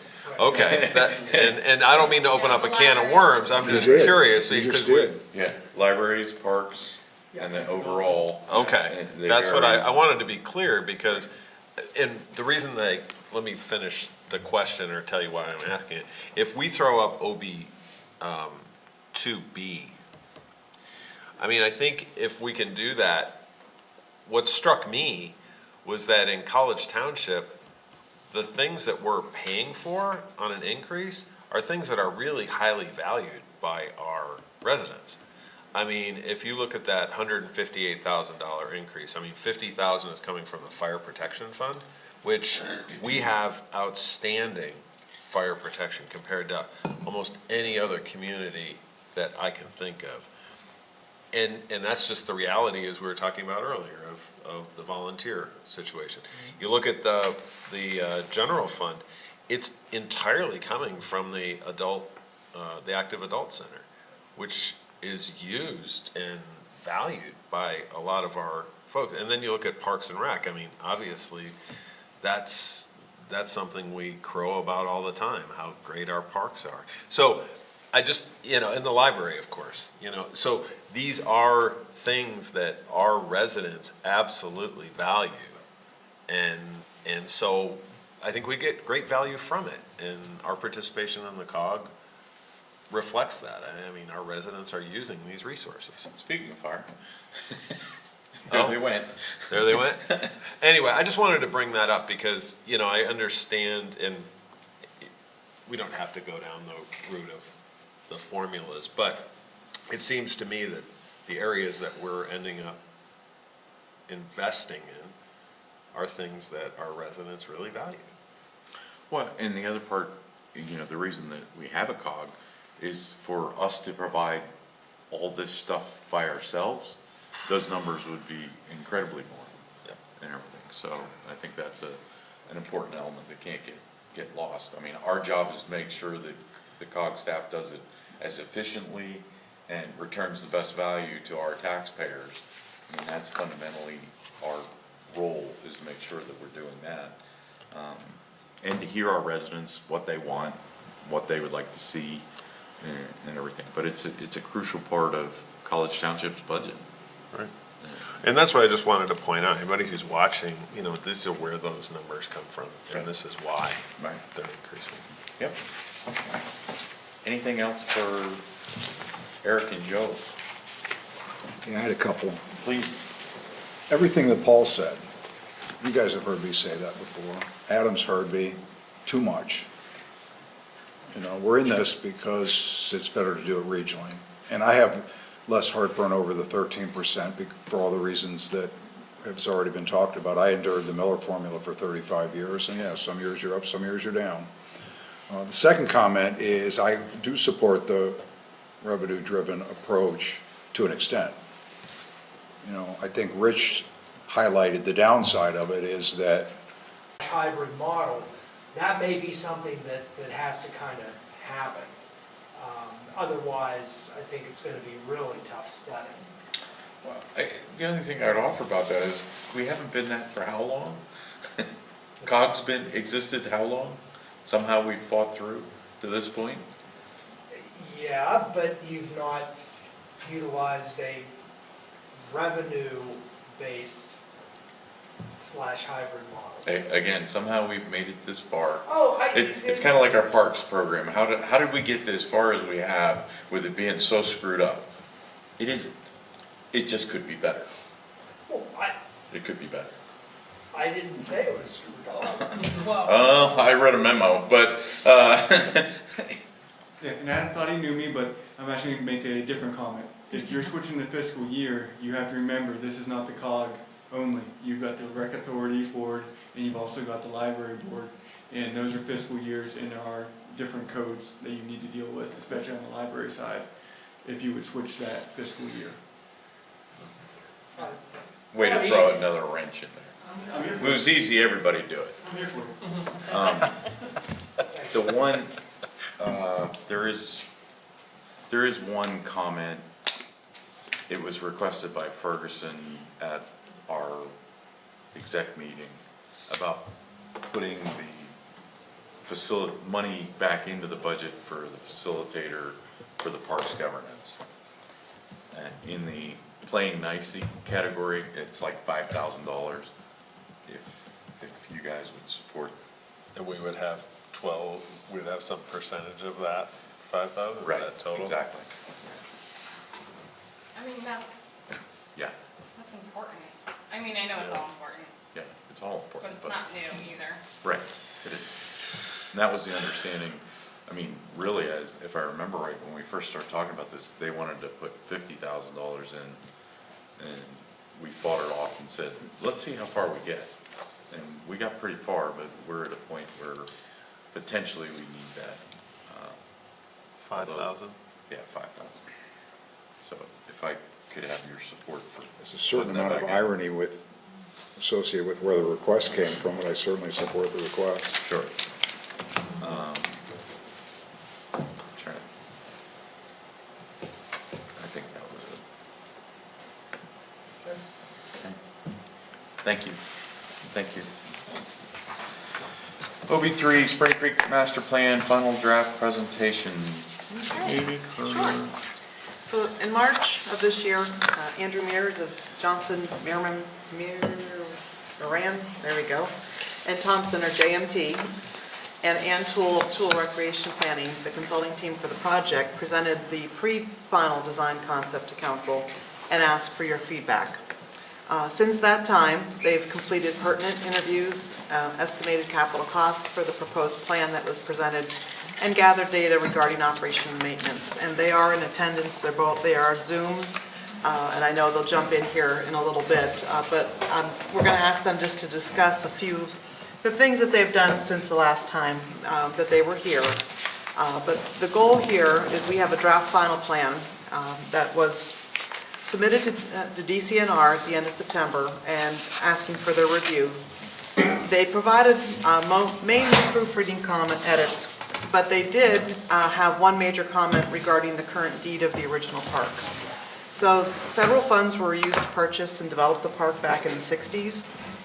And because of that, there are specific covenants that must be in the deed, which ours does not. We don't know why it happened or how it didn't happen.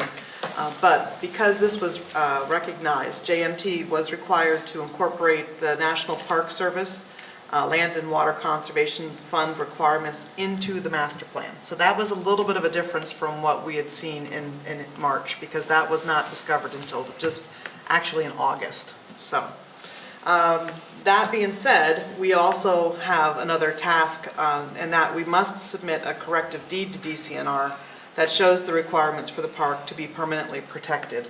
That is a separate task that I'm working with a consultant surveyor to get done before the grant sunset deadline, which of course is, if you see from the top of my memo, is the end of this year. So time is of the essence.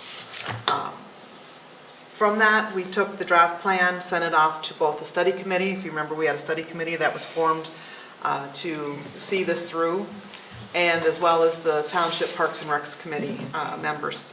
And we also posted it on the website, and we did get a few respond with positive feedback. We are here tonight because to be compliant with the grant before the sunset deadline, we must accept the plan by resolution. Before we presented a resolution, I certainly wanted to provide Andy and Ann a chance to finish the task, if you will, and get any other last minute thoughts and feedback. The goal will be to, if you approve and agree with what we've presented, I will bring back a resolution under the consent agenda at the next meeting. So Andy and Ann, are you there? Yes. Okay.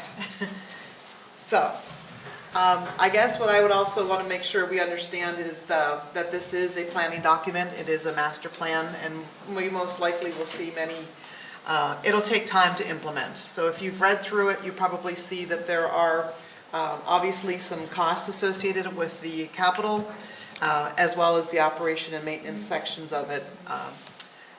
we can certainly answer questions, et cetera, but we wanted, I'm going to pass the torch over to Ann and/or Andy and let them go ahead and give their little bit of a spiel. Okay, thank you, Amy. I think Amy covered it pretty well. The master plan, or the pre-final design that we presented back in March really kind of told the story of how we got to that point.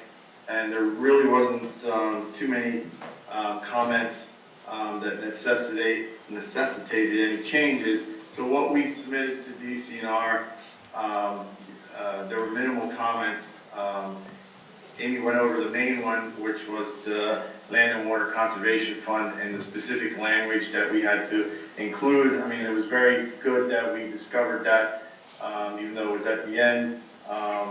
Not only do you need to do the corrective deed, but it does open you up to some other funding sources just by having that designation. So that was one of the major comments from them. The other one was they wanted us to include the 10-minute park analysis, which is what you see on the screen here. I just included it because it was a major comment, and we did not have it in the master plan. When we looked at it, it didn't really mean a lot, but they are requiring you to put that in. The latest state park and rec and open space plan, DCNR has made an initiative that every Pennsylvanian should be within 10 minutes of a park. So those dark blue areas are open space areas. The light blue areas kind of indicate areas where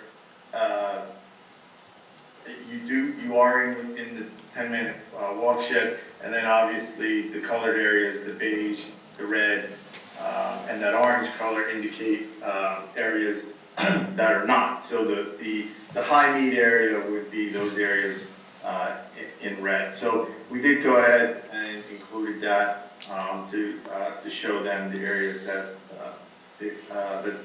you would need to eventually look at if you wanted to meet those needs. The other comment we received, if you could go to the next slide. I'm not going to go through the whole master plan, but the parking lot off of Town Road was discussed at the public meeting, and we received, other comments.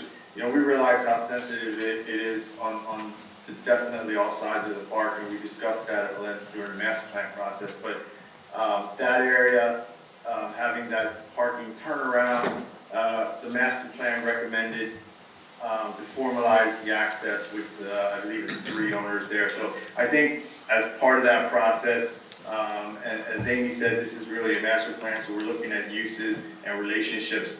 We don't have a survey, so when we get to that point and you're developing a sketch for that area, and you're also trying to formalize those agreements, that's time to get some additional feedback from those property owners along that side. The next slide, we had, as Amy said, about the capital plan. I want to be, explain that these areas are really just developed based on construction sequencing and how they go together. They can go at any time. You could do 2 modules at a time. You could do all of them, or you could just do one. We did recommend in the master plan, if you look at the document, a 2-year plan that outlines some of those initial steps, and also a catalyst project, which is what you see in blue. Those 2 areas really connect to the neighborhood. They also provide that connection through the park on the northern end. And as far as a grant application and getting something on the ground, that would be very feasible. They're pretty straightforward projects, and would set up the park and separate some of those uses, but also get people in the park on foot from the neighborhood. So we recommended those as the initial catalyst project. We also did an operations and maintenance plan And we were down to the wire trying to get information and put that together. So I'll let Ann just give a quick highlight of that, and then we can try and answer any other questions that you may have, from what we've done since the last meeting. Thanks for having us tonight. As Andy mentioned, I do the operations and management programming and financing piece on master plans. I was delighted to have the opportunity to listen to your conversation on the agenda item before this one, because we are truly aligned with what your conversation was. Our recommendations find that you're very fortunate to be part of the highly regarded Center Region Parks and Recreation. It's indeed a national model for professionalism in parks and recreation and the high quality of services and facilities that you get as a result of participating collaboratively with your municipalities in the region. We find their operation excellent, superb, and our recommendations show that. Maintenance is always the hardest part of parks and recreation. It's a lot more fun and easier to get funding for facilities to build or develop, and you get to cut the ribbon on them, but the day after you have to take care of them. You're fortunate in having good working relationships between the people in Center Region and College Township. That's kind of the magic of what you have, is the passion and the collaborative support of all those involved working together harmoniously. We understand that there's a governance committee to try to zero in on a written agreement about roles and responsibilities. We support that too, because sometimes magical collaborative relationships change over time as elected and appointed officials and management and staff evolves over time. So the bottom line of all this is that we're recommending, in summary, that you'll need 2 more maintenance, to fund 2 more full-time maintenance people to take care of the responsibilities that include this park. And a few seasonals along the way too. You have a world-class stream going through, so natural resource management is really important, and that's part of the evolutionary requirements of new maintenance additions is to address natural resource management. Stormwater management, you know what a hot topic that is, and we all want to do whatever we can in this age of climate change. With the changes in these facilities and the improvements in the pavilions, things like that, the wonderful beach area, we're projecting that your revenues will increase by 1.5 to 2, 1.5 to 2 times what they are now. The fees will continue to increase based on inflation and escalating costs, things like that, which we're all kind of hunkering down with that reality. And plus the addition of more programming, more sports camps, more nature-based camps, more a special event on a smaller scale, all of that will help to generate revenues. Now we know all these revenues go to support Center Region Parks and Recreation operations, so those revenues, you're actually leveraging those fees and charges that come in to give you a high rate of return on that investment. So all in all, we want to say congratulations for actually figuring out a way to operate parks and recreation that has truly become a national model. So if you have any questions, I'd be happy to answer. Questions? Yeah, I have one. Dustin, please. Yeah, so I'm actually really happy that you brought up revenues, because I wanted to point out that on part 4 of the operations and management table 4, which talks about potential revenue sources and the projection of them, is blank. So that doesn't have that data in there. Yes. Okay, so. That's correct. That data, that data is coming in. We have requested that, and we have requested the list of the programs, like the summer camps, all of those fees. What do they generate? The focus of Center Region in providing income to us was really on pavilions, but we asked that it include programming as well. Okay, and then additionally on table 4, what is Park Friends, which has 3 question marks behind it? Oh, that was actually for Center Region. That table was a working table. And the question behind that is, can we develop a Park Friends program for this park? And that would be a function of Center Region, and that's not something the reason for the question marks was I don't know if they have the capacity to take that on, because it does require some time to start a Park Friends group. But what we find in having Park Friends groups for parks, especially like one-on-one type friends group, a friends group per park, not an umbrella friends group for all your parks, is that those friends groups tend to rise to the challenge and seize opportunities to support you in other ways, through their own fundraising events, through their own tapping their expertise to provide program leadership, to do tasks in parks, to be trail or park ambassadors, to provide a presence in the park that indicates that safety and that you're all in. So sometimes those Park Friends groups have a little membership fee with them, like $25 or something, to support them. So we put that in as an idea. I don't know if that will remain or not. Okay, so we didn't receive any feedback from Center Region Parks on that? No. Okay. We are, though. This week they have been giving us information, and the latest that we heard was that we expect it to be coming. Right, and so that could help reduce some of that maintenance burden as well, and that's why you also have it for projections and revenue. Okay, thank you. Yeah. Thank you. Good. Other questions, comments? I had Eric?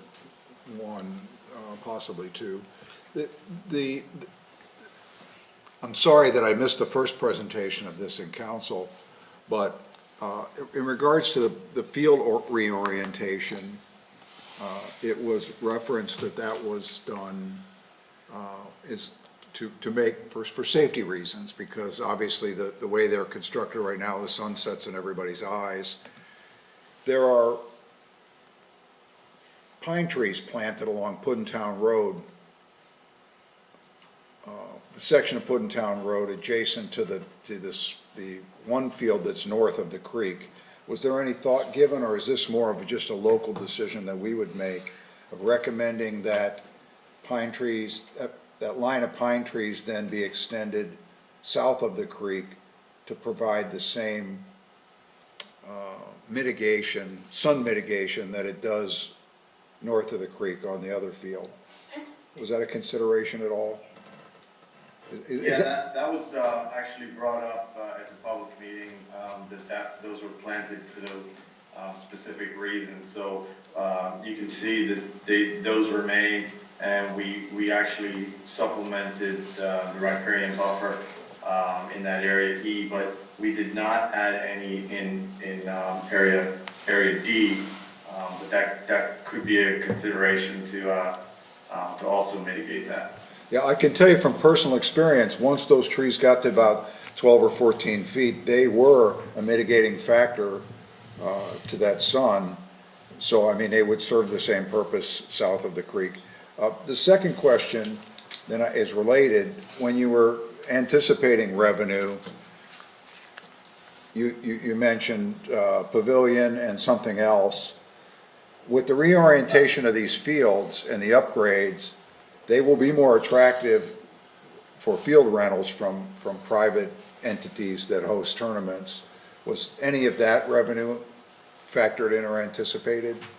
That's where we're doing, the facility rentals really are contributing mostly to the 1.5 increase of 1.5 times. Okay, so field rentals was included in that, Field rental, yes. not just pavilions, but fields. Fields, Okay. yes, fields and pavilions. Facility rental was the general term, and that includes pavilions, game courts, and ball fields. Yeah, the reorientation and addition of fences are gonna make those much more attractive rental options for ball teams, tournaments. Thank you. That's it, Rick. Thank you. Any, Paul or Carly, anything?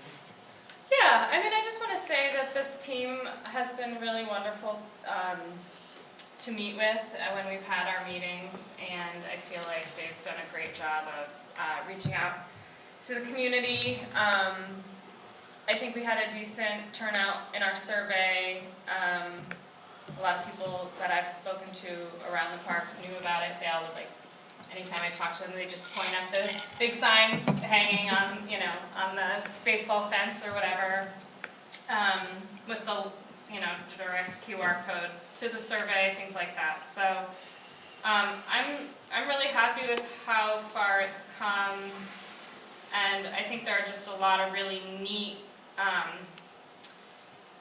ideas that, once you really dig into each of those sections, are kind of exciting and really interesting, and have just a lot of room for community engagement, just a lot of opportunities with this plan. So my one critical comment is going to be the parking loop at Spring Creek Lane, only because I have now spoken to the neighbors, neither of whom are interested in that change. And then again, you can see that gray dotted line is the floodplain.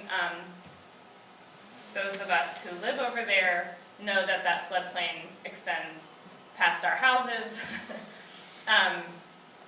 intermittently, but certainly many times.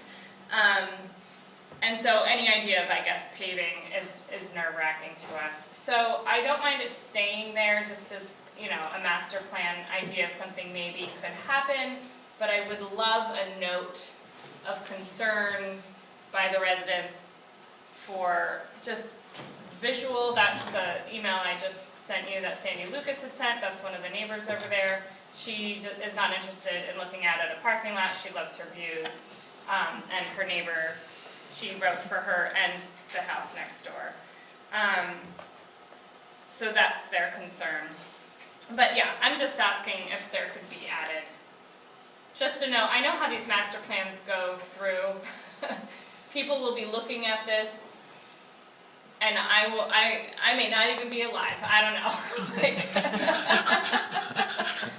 Well, I mean, come on, we certainly understand that, and we've, all along tried to be sensitive of the neighbors, but we can add a sentence or a paragraph in there addressing that. But I do want to point out that, one of the early recommendations is to formalize those agreements, and at that time, try and look at some of those concerns and get more feedback, because we're going from, I think there's 20 parking there to like 55, and the parking that is already closest to the homes are already there. The others are behind. So, and hopefully the designers will show, accomplish what we hope is there, and that's to try and save those trees that are already there and have that parking on the other side.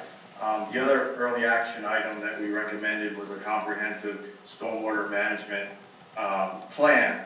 There was two things. The playground certainly needs some more community input as that gets evolved. So that's another early action item. But the stormwater one, I can't emphasize how important that is, because you have the wellhead here, and you've got some very restrictive and prohibitive things. So we can't just, I think at the last meeting, one of the council people asked about pervious paving and those things, but your overlay district kind of restricts that and requires parking in these areas to be paved. So you on one hand, you've got the floodplain, on the other hand, you're trying to protect a resource. So I think having a comprehensive approach next to looking at the stormwater for this, so that as phases, whichever they are, get implemented, it's already thought about what's going to work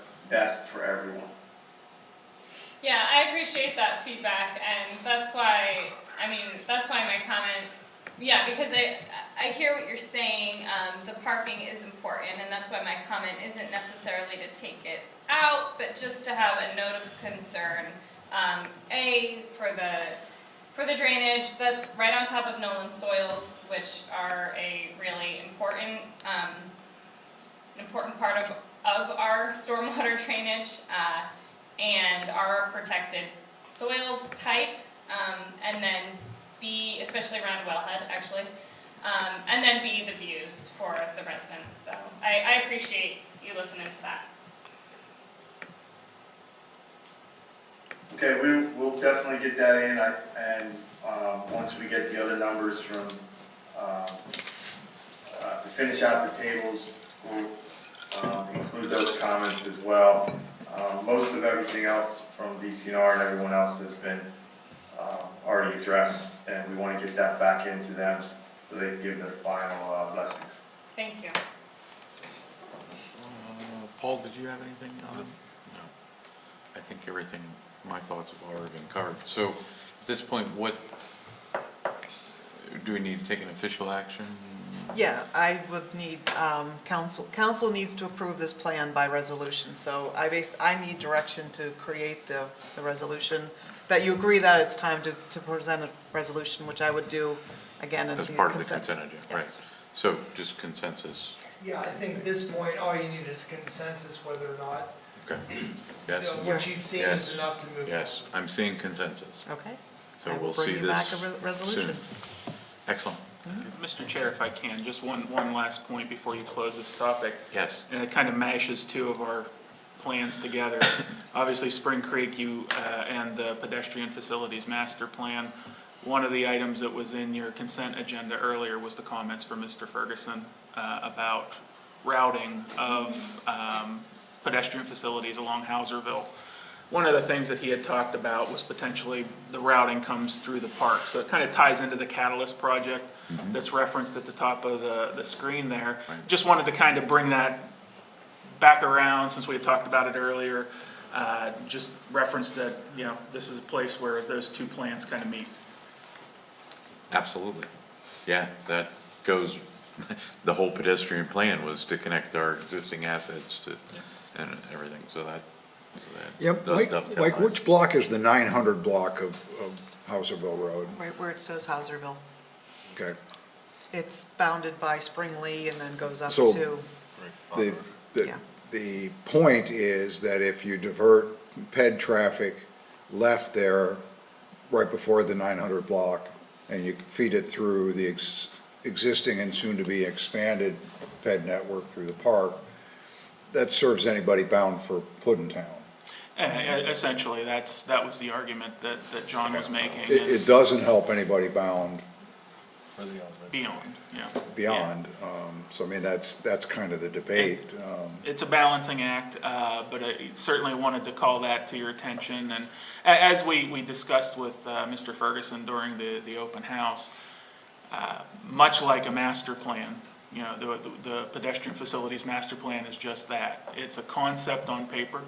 It shows a line that, you know, there's some priority in that corridor. What that corridor ultimately looks like when you get to engineering design could be completely different, and it may be something along these lines where it takes a dog leg through the park and achieves the same goal. But I didn't want to go off of this topic without at least referencing that and calling some attention back to Mr. Ferguson's comments. Excellent. Anything else? Yeah, thanks, Mike. That was 3 hours ago that I said we would pick that up and, Huh. Was. All right, thank you. New business, MB1, MTC purchase order for vehicles. Me again, okay. All right, so while I was preparing the 2023 operating budget, we requested updated prices for several vehicles, and when doing so, we found that the vendors have informed staff that Ford specifically, which is who we've been dealing with, have a stipulation that they will only receive municipal orders between November 7th and November 11th, period. Just like last year when we ordered a truck, we could not get the yellow, we had to pick a different color, because they weren't painting yellow trucks last year. So that being said, this budget has two vehicles that are affected by the stipulation. One is the F-350 that we talked about in our CIP work session, which replaces the existing truck 65, and the Ford F-150, which replaces our fleet vehicle number 53. Either case, these vehicles would not be received until next year, so the funds would not be expended until next year. However, I would like to be able to issue a PO so that we can get these ordered in the time frame in which we are allowed to get them ordered. Otherwise, we will not be able to order them. We have been researching several places around, not just Ford. We've gone to Chevy, Dodge dealers. We try to do co-stars so we don't have to do the bidding of it itself. And it is becoming more and more difficult all the way around to even secure government pricing on just about any make or model. They've told us that the orders for municipal vehicles has almost gone in half since 2020. And I think it's because people are working from home now. You don't have the people with the government issue vehicles. So they are not making the same numbers that they used to. And it does look like it's just going to become harder and harder to get this. So bottom line is, I am asking for approval or authorization for us to prepare purchase orders for each of the two vehicles and to submit within the stipulated period, knowing that we wouldn't spend the money until next year anyway. Yes. I was going to say questions or motion? Is there something that requires council action on this? Or is this just a courtesy or an FYI? Mostly a courtesy, I guess. I mean, because I just didn't feel appropriate, even though it was in the CIP, a PO is actually being, It's an encumbrance. It's an encumbrance, if you will. And because it's an encumbrance, In a different budget year. Because it's an encumbrance, not because of the amount? Oh, not because of the amount. Just because it's the encumbrance. okay. You're encumbering in this year something which is yet to be formally Okay. adopted. Before we've adopted the budget. Because we certainly trust our agency, our directors to make decisions in this realm of I expenditure. will tell you, you don't get them all when there's a time issue. We probably would have issued this, if there were no more meetings that were gonna work, we probably would have issued this and then brought it back to you for ratification, I know. But We have the opportunity. This is the clean way Yep. to do it. Yep. All right, I move to authorize staff to prepare a purchase order for each of the 2023 Ford F-350 and 2023 Ford F-150 for submission to Ford within the stipulated period for municipal orders. We have a motion. Second. We have a second. Any further discussion? All those in favor, please say aye. Aye. All those opposed, same sign. Motion carries. Staff informatives, anything in there that staff wishes to inform us upon? Just one quick one, this for Mr. Bernier. The speed signs are rough numbers, $6,000 per sign. The trailer is roughly $16,000. They all come with a $750 annual subscription, and would also add that the speed trailer does also double as a message signboard different times throughout the year. The difference is 10 grand. Yes. And no matter what sign, you pay $750 per a year. year per sign for, So that's software maintenance or software licensing? well, these are cellular connected at all times. They'll send real-time photos. You know, from the office, you can reprogram them to do different things. Do you run it blank? Do you know, they do 100 different things and. The trailer comes with the blue and red flashing lights, but we don't use Yes. them. Yeah. Any other staff informatives? Any council or staff other matters? Normally, you would have received a budget book this evening in anticipation of our workshop, budget workshop meeting later this month. They're not here this evening, obviously. There is an outside chance that you will all get those yet tomorrow. In the event that you do receive the budget book tomorrow, we will retain the November 10th date for the budget workshop. In the event that you do not receive the budget books on tomorrow, we will default to the other date that worked for all respondents to the doodle poll, which would be Monday, the 14th at 5 o'clock. So stay tuned. More to come. Yeah. Another meeting, yay! Anything else for the good of the cause? Or the bad of the cause? If not, I'll accept a motion to adjourn. So moved. I'll second, we are adjourned. Thank you all. I want to be.